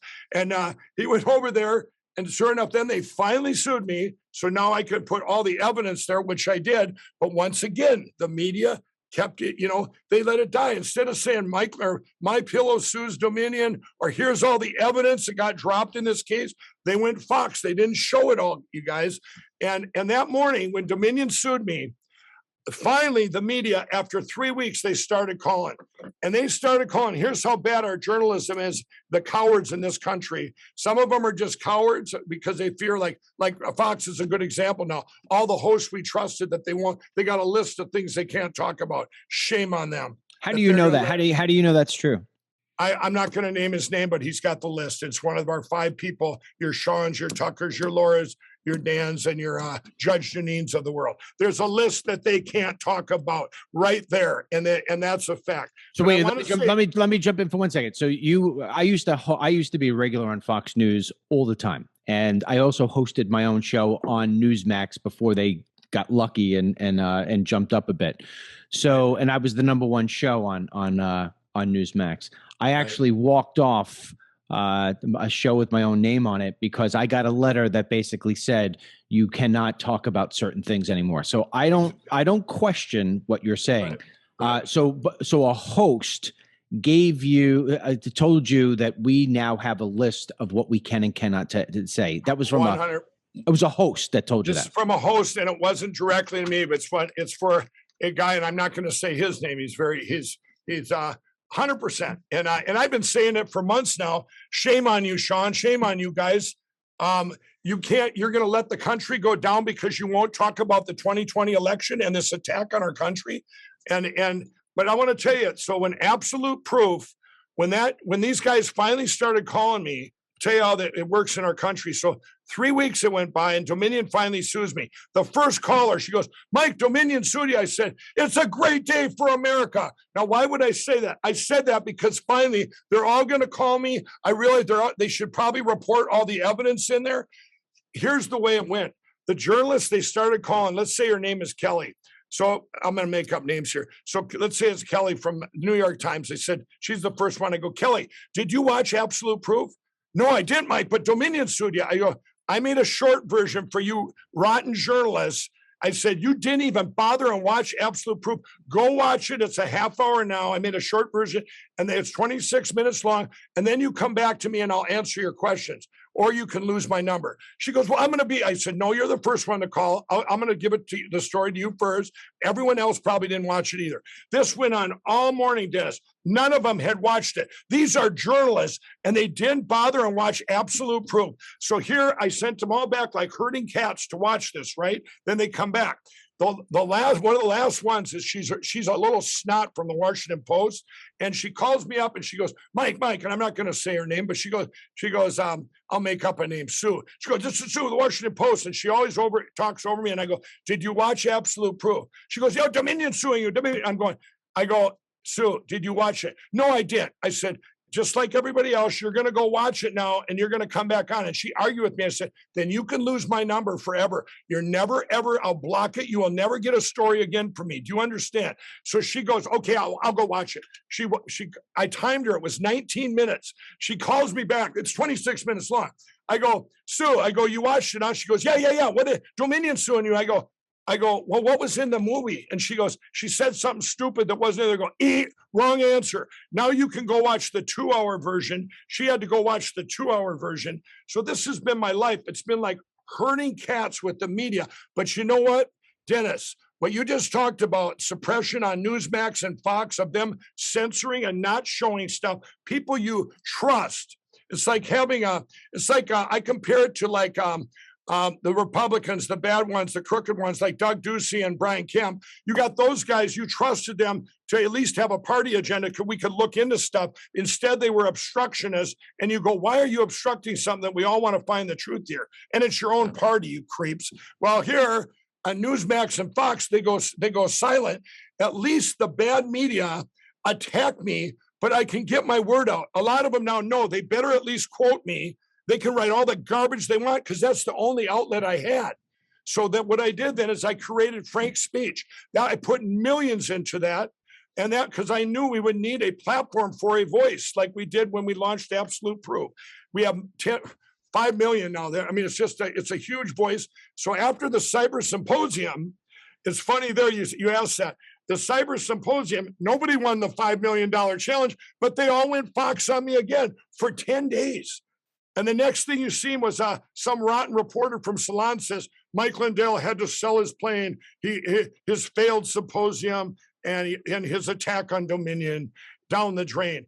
And I call him up. I go, "You rotten reporter! I didn't sell my plane. Now you're just completely fabricating stuff." And then I go, "I just hired 200 more employees because our shipping's so busy. We're launching mystore.com for entrepreneurs, made in the USA stuff to help these individuals." I said, "Why would you write that?" And so then he puts the next day, Mike Lindell is making money off this using promo codes and he's hired 200 more people. So that night I went on my show. I said, use promo code Dominion to save up to 66%. And it's just disgusting. But it was the most successful thing, that symposium, because now from that point on, I didn't care about the media anymore. I went Fox on them. I didn't care because 50 states showed up at that symposium and they reached out to me. I've spent every day for months now since the symposium meeting with AGs, Secretary of States.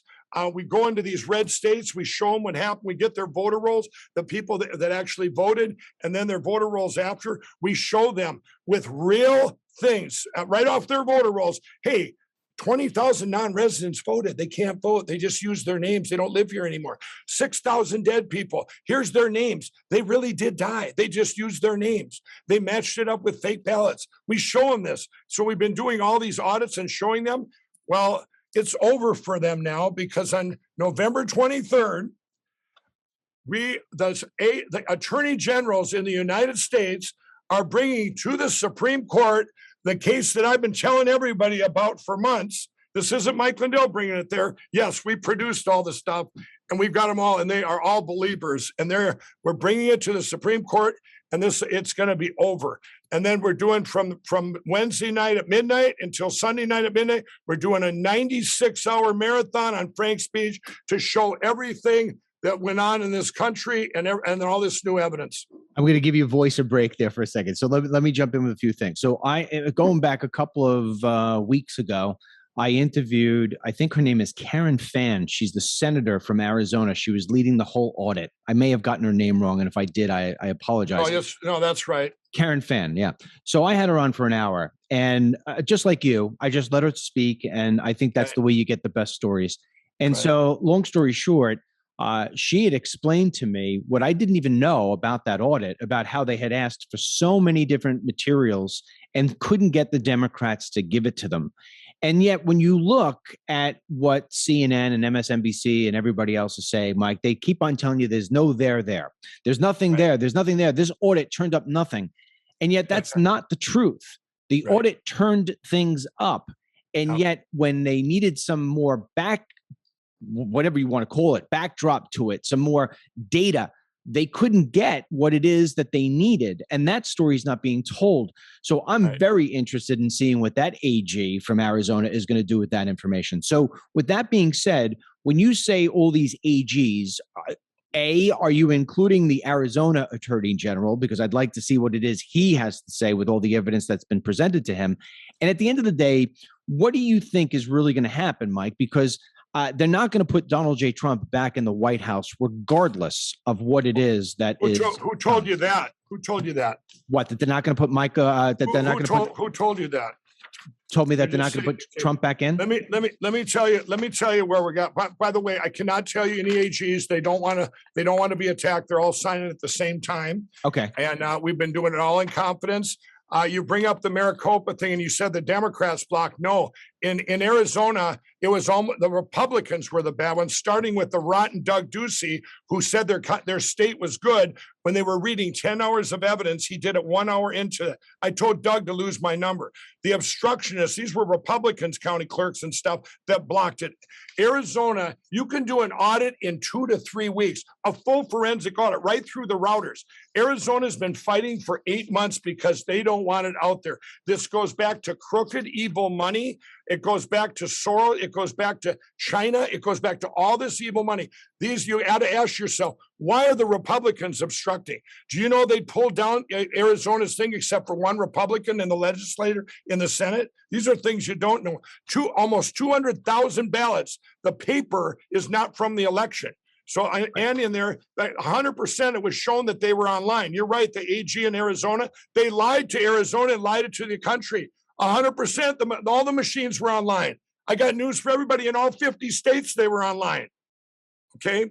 They were all online. That's why they're built to steal election. So that going on in that report, they grabbed it the night before, the fake media, the stuff that was suppressed there that they wouldn't let them say. When Karens tell you they didn't give the routers. A sheriff blocked that. The routers will show the PCAPs, which would match what I already have for the data. They blocked that. Why? You're doing a forensic audit. Why do you block it? They show people on tape, and they know who they are, that deleted the 2020 election, deleted the night before the audit. The night before it, you guys, this is the biggest cover up for the biggest crime in history, period. So here's what's going to happen. These AGs, the states are suing the United States government, and it's Article 4 of the Constitution. The United States shall guarantee to every state in this union a republic form of government and shall protect each of them against invasion. We're showing in this is an attack by China. Okay. Now the Supreme Court in our country's history, every elected official ever that you found out later that fraud overrides everything, that crime. Some states have a 4-year statute of limitations, but we're well within that. Every elected official where you find out a crime was committed, the one that was really won gets put back in immediately. That's one thing, but that's not what we're asking for here. So many down tickets were affected. The Supreme Court can do that. And there's also Article 2. This is a big list of things that are new. By the way, this evidence has never been seen by any judge. We're going to show that no judge has ever looked at the evidence, much less this evidence, and it's non-subjective evidence. So what I believe is going to happen, that these 9 justices are going to accept this.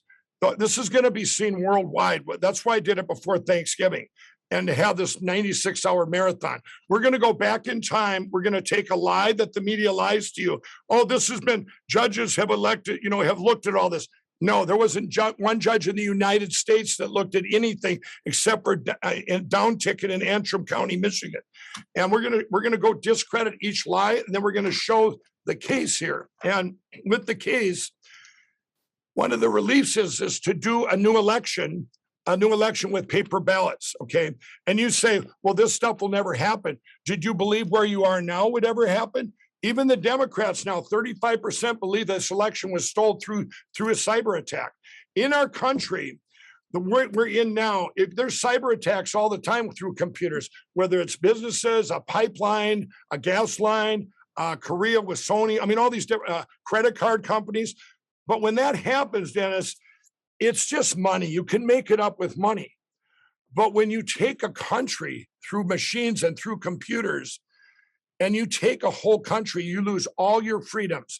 Everybody can see this is a mirror image of what happened in Nazi Germany. You start telling you don't have to go too far. Look at Australia right now. They're over there, have drones go get back in your house, and they're over there with these cue cards. You have to go everywhere, and you're telling on each other. You're starting to tell on each other, like you're going to pit one of us against another. We are not a divided country. We're not a racist country. This is their narrative.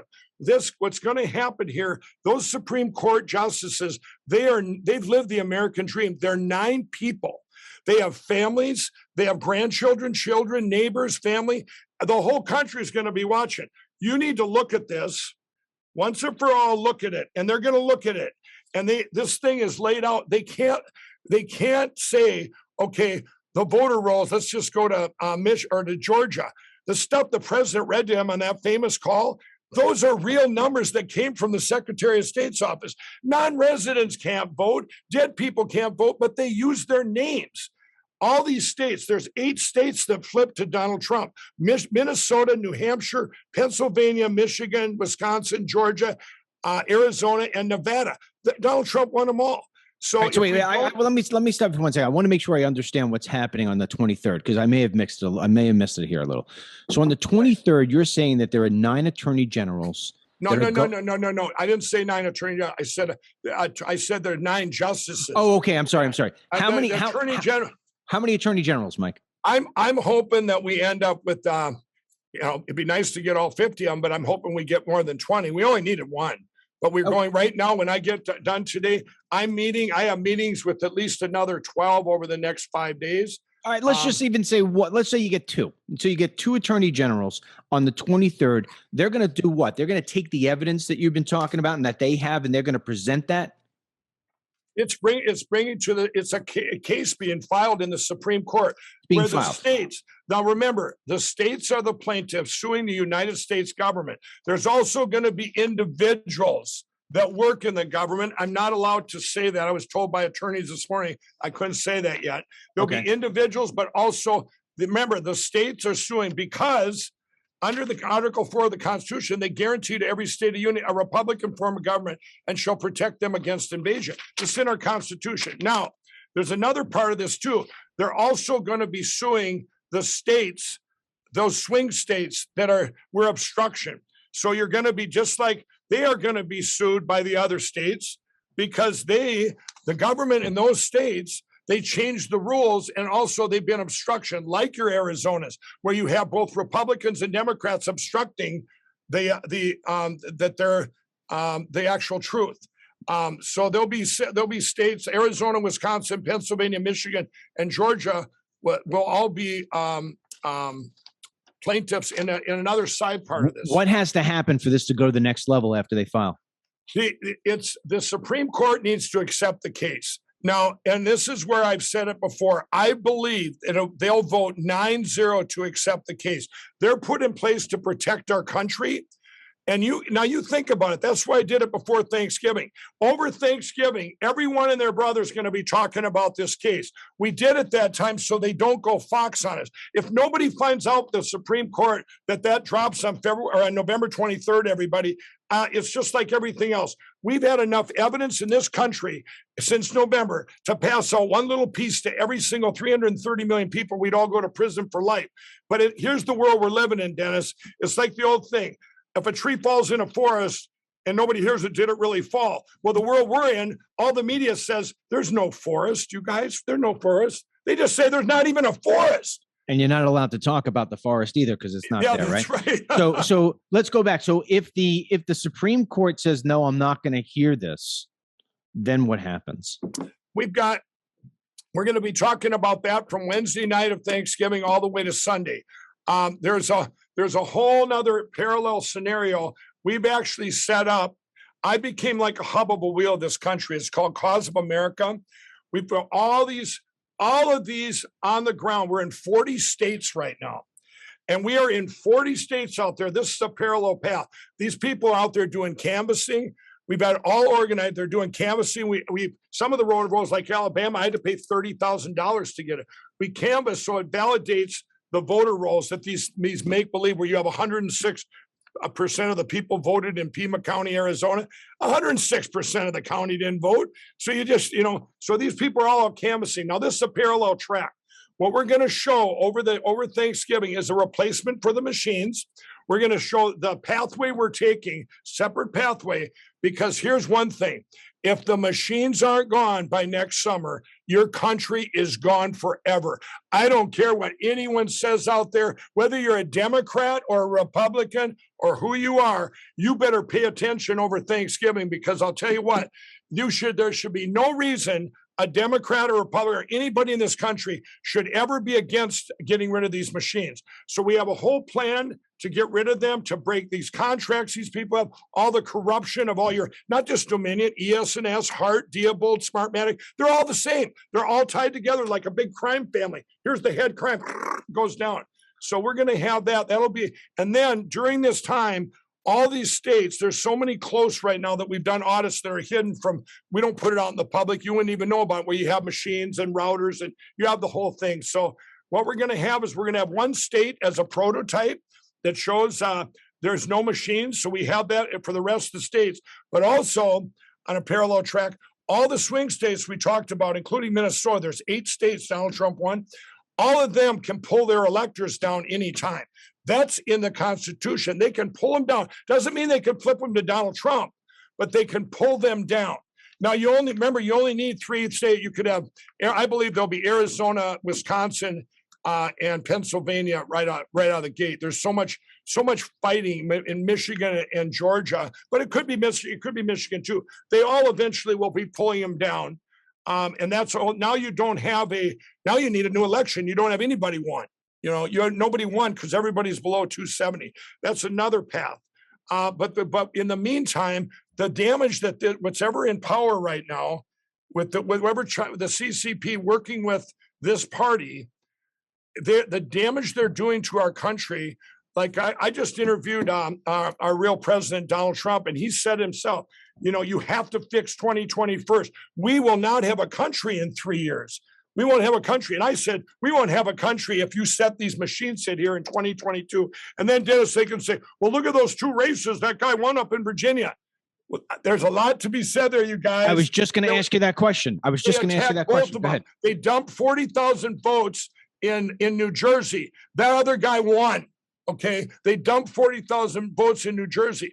It's just in Virginia. It's just like Donald Trump, you guys. When they underestimate the algorithms, you run out of racetrack. Now, were they going to dump votes in the middle of the night in Virginia? I don't know, but that's what they had to do in New Jersey. Why they decided to not just dump, thousands of votes to make him win, but they got caught in New Jersey. They're caught. That was watched. They're caught. But you know what? When you say, hey, look at this, we have proof that they dumped, cyber proof that they dumped these, and they're all for the Democrat. If the media doesn't report it, Dennis, it doesn't matter. They did it again. They did it with the recall in California with Newsom. Do you know in Newsom, they're not even pulling people from the voter rolls anymore. If you had states like Ohio and places like that where you had pretty clean voter rolls, they just take somebody unlikely to vote and vote for them. So like in California, tens of thousands of people on that recall got there and they said, you've already voted. They said, no, I didn't.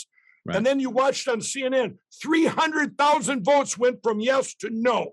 It's all computer. They don't even care anymore. They're just putting the pedal down. People were losing right in front of you. Let's stop the bus for 1 second. So I want to talk about Virginia for a second, and then let me see how much time I have here. I got about another 15 minutes. So, Mike, you got Virginia, and despite the fact of Obama and all the other heavy hitters in the Democrat Party getting behind, Terry McAuliffe, he loses, and he loses big. Now you go over to Jersey, and Murphy and Citarelli were in this neck and neck, and then Murphy wins, or they're going to count it. But I mean, you're saying they dumped 40,000 votes. How can they dump 40,000 votes in New Jersey, but not be able to dump 40,000 votes in Virginia? Because Kamala Harris said a very famous line. It's my favorite video so far of the year. She said, whatever happens in Virginia will wind up happening in 2024 and for the rest of our lives, or 2022, 2024, and the rest of our lives. The Republicans won. Well, Kamala Harris also said very famously, the machines, we got to worry about the machines. We can't have voting machines. Right. So Amy Klobuchar said it. Kamala Harris said it's all rigged. They decide who wins. And I don't know the answer because I've been concentrating on getting these attorney generals. I haven't had chance because morning till night worrying about what just happened there. All I know is from what I've heard from our team, what happened in New Jersey. And then I said, well, was the other one hacked? And they said, yes. But it's one of these things. I compare it to this. Let's say in the election, what state are you in? Florida. Okay. Let's say in Florida that Biden won by 1 million votes in Florida, or like 6 million to 3 million or something, whatever it would be. Would everyone in Florida and the whole country go, that's impossible, right? Yeah. Right? Everybody's got a bar of a deviation. Let's say there's a county and Biden wins, 100,000 to 2 for Donald Trump. Would everybody say that's impossible, correct? I would say I say it's impossible that Biden got 81 million votes to begin with. Well, of Yeah, course it is. This is what I'm telling you. This is what they did with them. This is why they did it in all 50 states. They boiled the ocean, spread it out so you don't have these big deviations, or everybody would have been onto them. So the most votes taken in our country in the 2020 election was California. Number one state, 1.5 million votes. Texas was second with 1 million. Florida was third with 900,000. Trump won all of those, or got all those more votes that were taken from him to Biden. So anyone in Texas says, well, it didn't happen here. Florida won by a landslide. But they took 900,000 votes. Now, what happened is when you get to these swing states, and on the election night at 11 o'clock, you were running on a race. You didn't realize Donald Trump was going to get so many more votes. His real totals were he's got 80 some million. He got over 80 million. That's the real truth. Now you had like Wisconsin. He's going to win Wisconsin by a couple 100,000, Arizona by 250,000, Michigan by 150,000, all these states, Georgia by 300,000. So they were running out of track. That's why they stopped everything at the exact same time in the middle of the night on the 4th. And when they did that, let's just use Michigan for an example. 106,000 votes come down for only Biden, no down ticket. Everyone's going, what did the media tell us? Well, those mail-in votes, boy, they all went for Biden. They counted the mail-in votes on the morning of the 3rd, everybody in Michigan, not in the middle of the night on the 4th. They were dumps. Everybody's seen the dumps. Everybody's seen that. But I'm telling everybody, that's a miracle, because if that wouldn't have happened, we would have never known about the machines, and they would have just cheated better next time and took our world would be gone forever. They will never make the same mistake that they made by underestimating him. And they wish they never would have underestimated, because if they wouldn't have used the 2010 voter census report is what they set for the baseline. If they wouldn't have used that, if they would have inflated those numbers and predicted Donald Trump better, here's what would have happened. You rewind, we would have all went to bed at 3 a.m. Biden would have won. They would have had him win by a landslide, because in the polls, they kept telling us that. So you don't do audits because you win by X amount. And well, he won by a landslide. That's another reason they boiled the water. We'd have all went to bed and said, well, better luck in 2022. Boy, we're going to get out there and we're going to campaign better. It's a joke, everybody. It's a miracle that those spikes came, and that Donald Trump, because of you out there and everybody that voted, 80 million of you that voted, they didn't expect that. That's why you had that. I call that the first miracle of the election. Second miracle of the election is all the judges that never looked at the evidence. If one of them would have looked at it and they would have overturned and put Donald Trump in on December 14th, we lose our country forever, because we would have never addressed the machines. It's over. If he got put in on December 14th, they will do it better next time, and you would never even know what hit you. This is the one chance in history to take down the machines and have fair elections all over the world. Every country is watching us right now. They're taking Brazil next. Every country they've taken with these election machines, going all the way back to Venezuela, the first one they took. I'll tell you the one miracle that I tell everybody is the runoff in Georgia. Now, remember, all these other senators, all the Republican senators, there was at least 5 that won. They cheated them, all these down tickets too. But in Georgia, I was there on January 4th, and I prayed. All of a sudden it came over me. I prayed that both Democrats would win. And everyone's going, that they would steal them both. And everyone's going, Mike, why would you do that? I'm going, and here's why. If I'm their marketer, I'm going, give them a Republican so they not only shut up about this election. We already have compromised senators. We don't need it. Give them a Republican. If they would have done that, you know what that would have manifested to? Everyone in this country, when I raised my hand, they would have said, Mike, let it go. We still have the Senate. We'll get them in 2022. But when they took them both, everybody remembers where they were sitting. Our country is gone. Everybody's heart sunk. And they're going, it's over. But, that's a miracle that happened because everybody's engaged now. When I raised my hand then, everybody went, well, Mike, keep going, Mike, keep going. We're afraid because they'll attack us, but you keep going. But then brave people like in Arizona and Michigan and people on the ground, they never let it die. Now it's too late to close the gate. The cows are out of the barn. It was the biggest cyber attack in history, the biggest crime in world history. They took our country and we're going to get it back. The machines need to be gone. When Jimmy Kimmel asked me that, Mike, would you still be doing it if your buddy Donald Trump won? I said, yes, our country's gone. That's why it doesn't matter about my pillow. It's over. It's over. There's no fair elections anymore, ever. So may I ask, Mike? I'm going to quick say this. I want to go quick ahead. say. Go ahead. So then the Washington Post and the Political came to Minnesota after that Jimmy Kimmel episode, and they said they went around and asked people that distant acquaintances of mine, friends, would Mike really have done this if his buddy Donald Trump would have won? Would he still be sounding the alarm? Every one of them said yes. Not one person they could find to lie and say that I wouldn't do that. But they didn't put that in the papers. May I ask you how much of your own personal money you have put towards this? Every dime I got, almost $20 million. Every dime I just keep, because that's one thing they can't attack me for, that I'm out to raise money, because I put every dime I have. My account gets money in, I put it out there. I put it out there. I put it out there. So wait, So I think that's very around impressive. 20. It's around 20 million. Every time I get liquid cash, I put it out there. So let me ask you. I mean, I am never somebody to say, you know. I always look back at my days of being a football coach. Even if you think the other team's going to win, you don't tell your kids to play, and you're going to lose. You tell them to play to win. That miracles can happen. So personally, my concern is that the Supreme Court will not hear this simply because they're afraid that the country will burn down.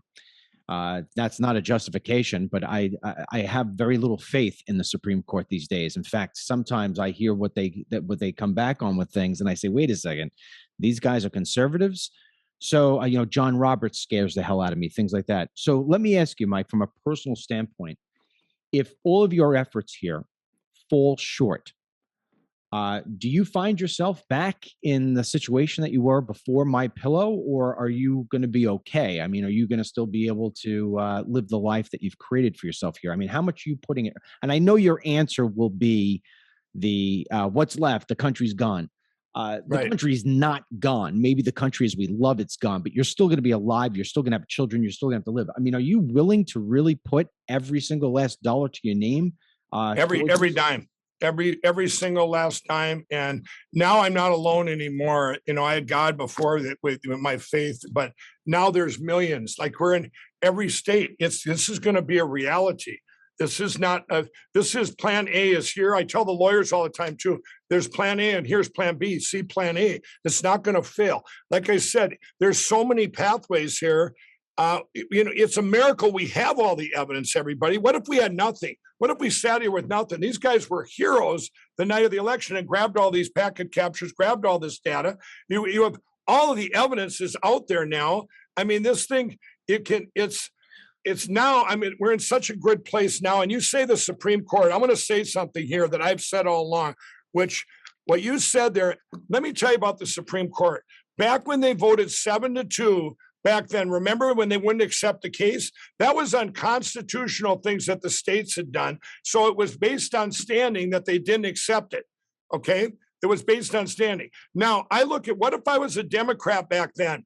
If I was a Democrat, you know what I think? I think, wow, those justices Trump put in, they're good judges. I trust they made the right decision. If they would have voted to accept it and overturn the election for Trump, yes, you would have had this civil unrest. It would have been chaotic because Democrats really believed that they won. I'm talking people now. They really believed that they had won. Well, now it's all changed. Now, 35% are saying 100% it was fixed. The rest of them you talk to, they don't like the things that are happening to our country. Nobody does. They don't like this cancellation. So I believe, this is what I believe, this will be the biggest uniting of our country in history. People on both sides fed up with government. I'm talking to people now. I'm talking people. I have a very liberal family member. They're fed up that my 4-year-old grandson has to wear a mask to school It's insane. So they're seeing the insanity of this takeover using mandates along with everything. This was all set up. It all ties together. It all goes back to November 3rd. So now when this happens, at which I believe the Supreme Court, you give them, they can't say no to accept it. I believe it'll be 9-0 to accept it. Now, what they do with it, we don't know. We're in uncharted territory. What they do with it, they could throw it back to the states. There's many things they can do. But I will tell you this. There can never be machines or computers done in an election again anywhere in the world, much less the United States. Because let's talk about Virginia for 1 second. So there's two theories that I've heard so far in Virginia. I want to pass them by you, and then I want to ask you another question, and then we do have to wrap up. So the one guy said to me, I said, how do you think we won this election in Virginia?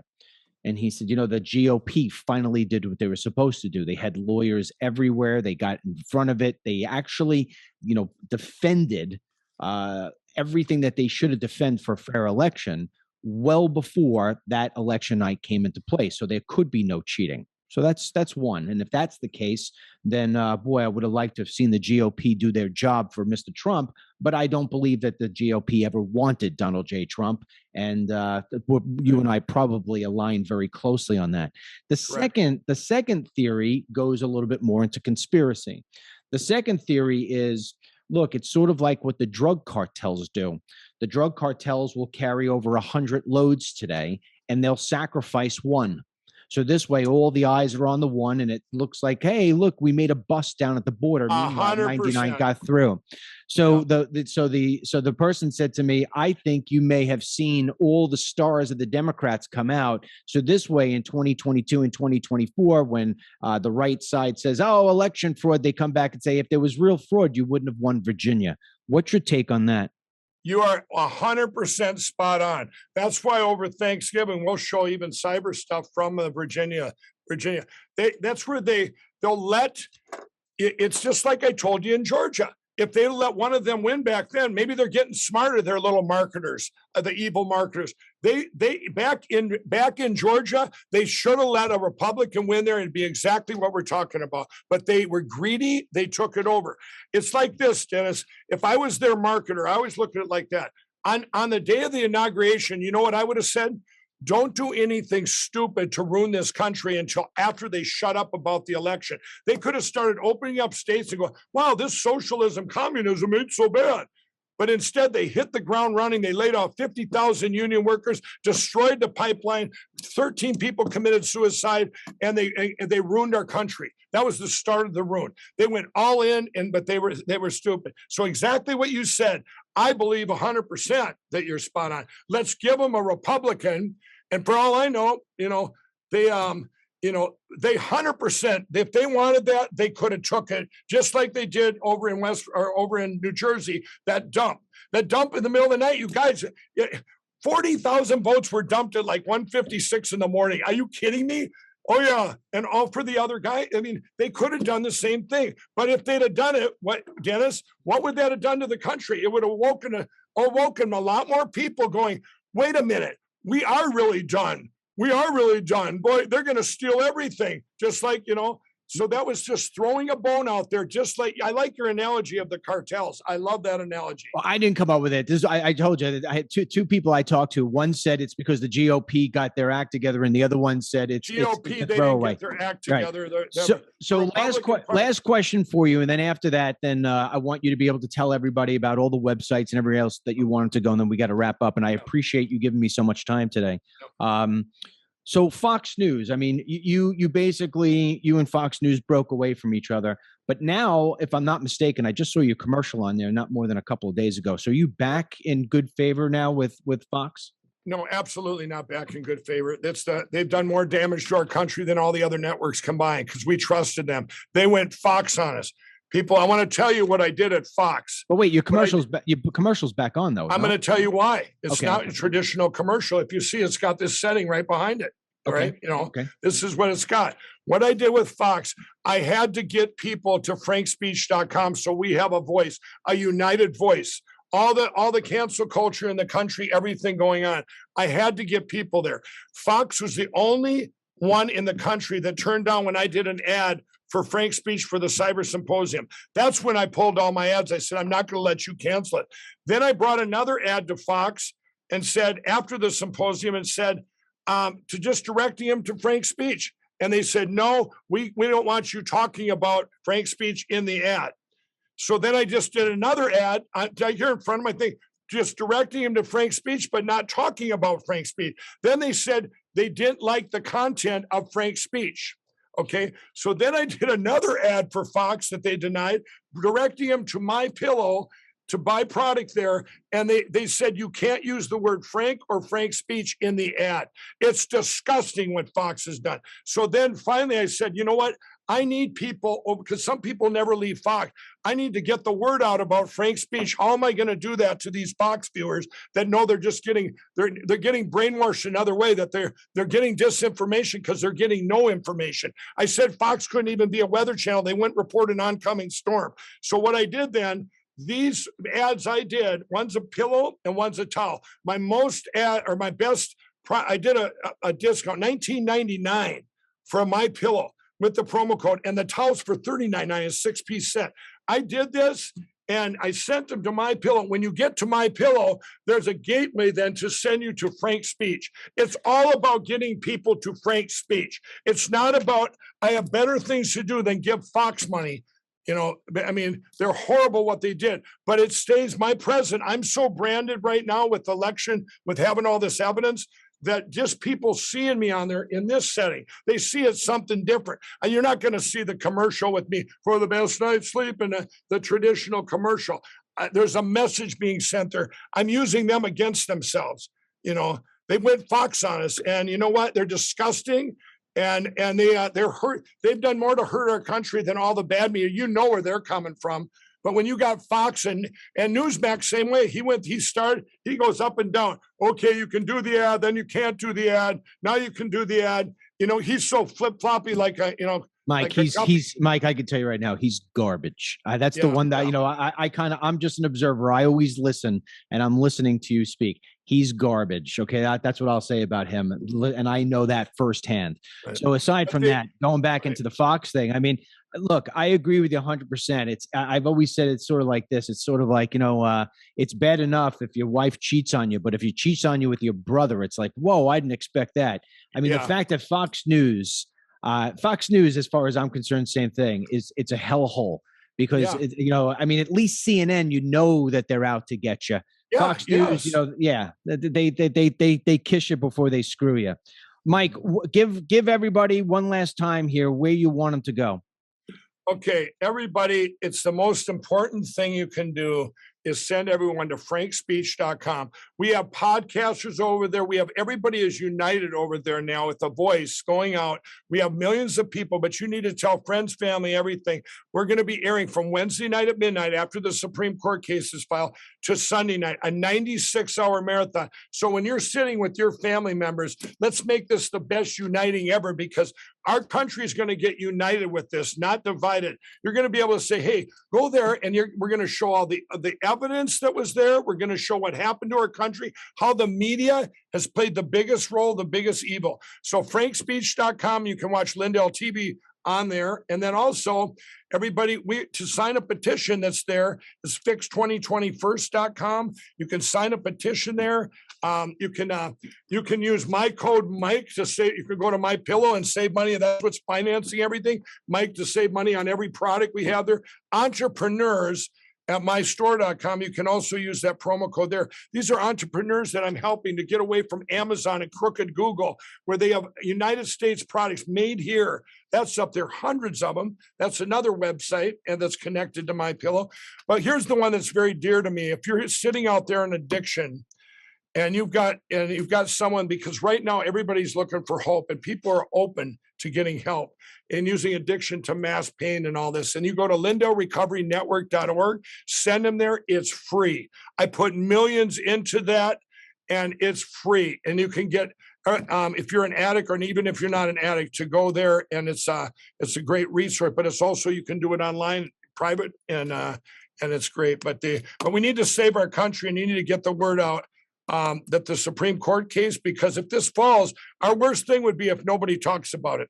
if nobody talks about it, then they could deny it and it never happened, right? It didn't exist, and we're going to have over Thanksgiving, every argument that someone would come up to, we're going to go back in time and discredit all the lies.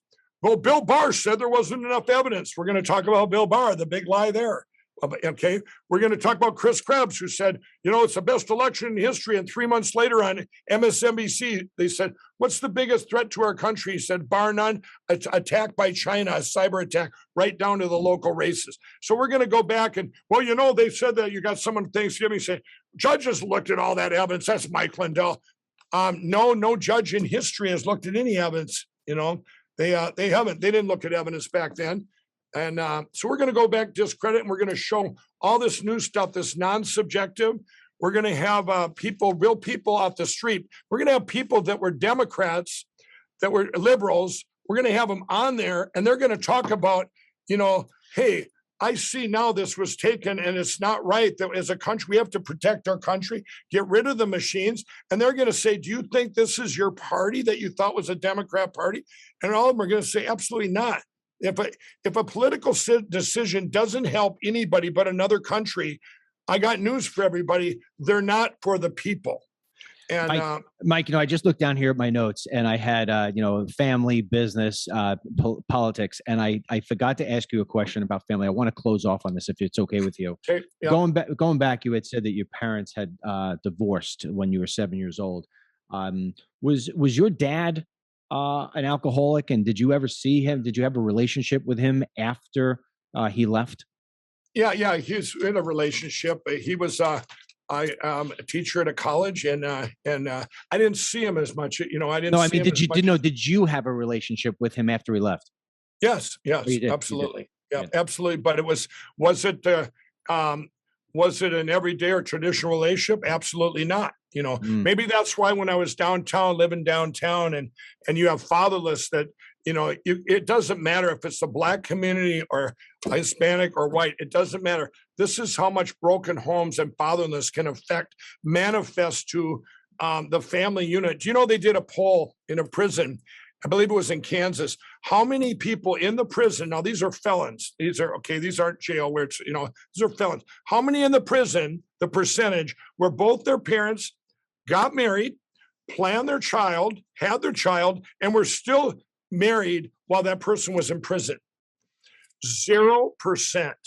Mm-hmm. If you go down to the county jail level, then the percentage goes up, and it goes up to where somebody that never got in trouble. It shows you how important God and the family unit are to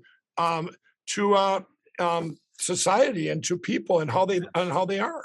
Absolutely, Michael. I that one, we are 110% online together. I agree with you, right, that the fatherless homes in this country are adding to a lot of its problems.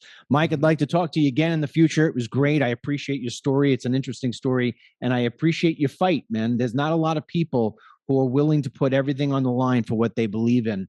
And whether or not people align or don't align in what your theories and your principles are about this election or what have you, they have to align with your principles about fighting for what you believe in. Nobody should deny you ever of that. And I appreciate you taking the time here. Thanks, Dennis. Thanks for having me on. God bless you all. Thank you, Michael. That's Mike Lindell. Is he crazy? Is he not crazy? Is he solid?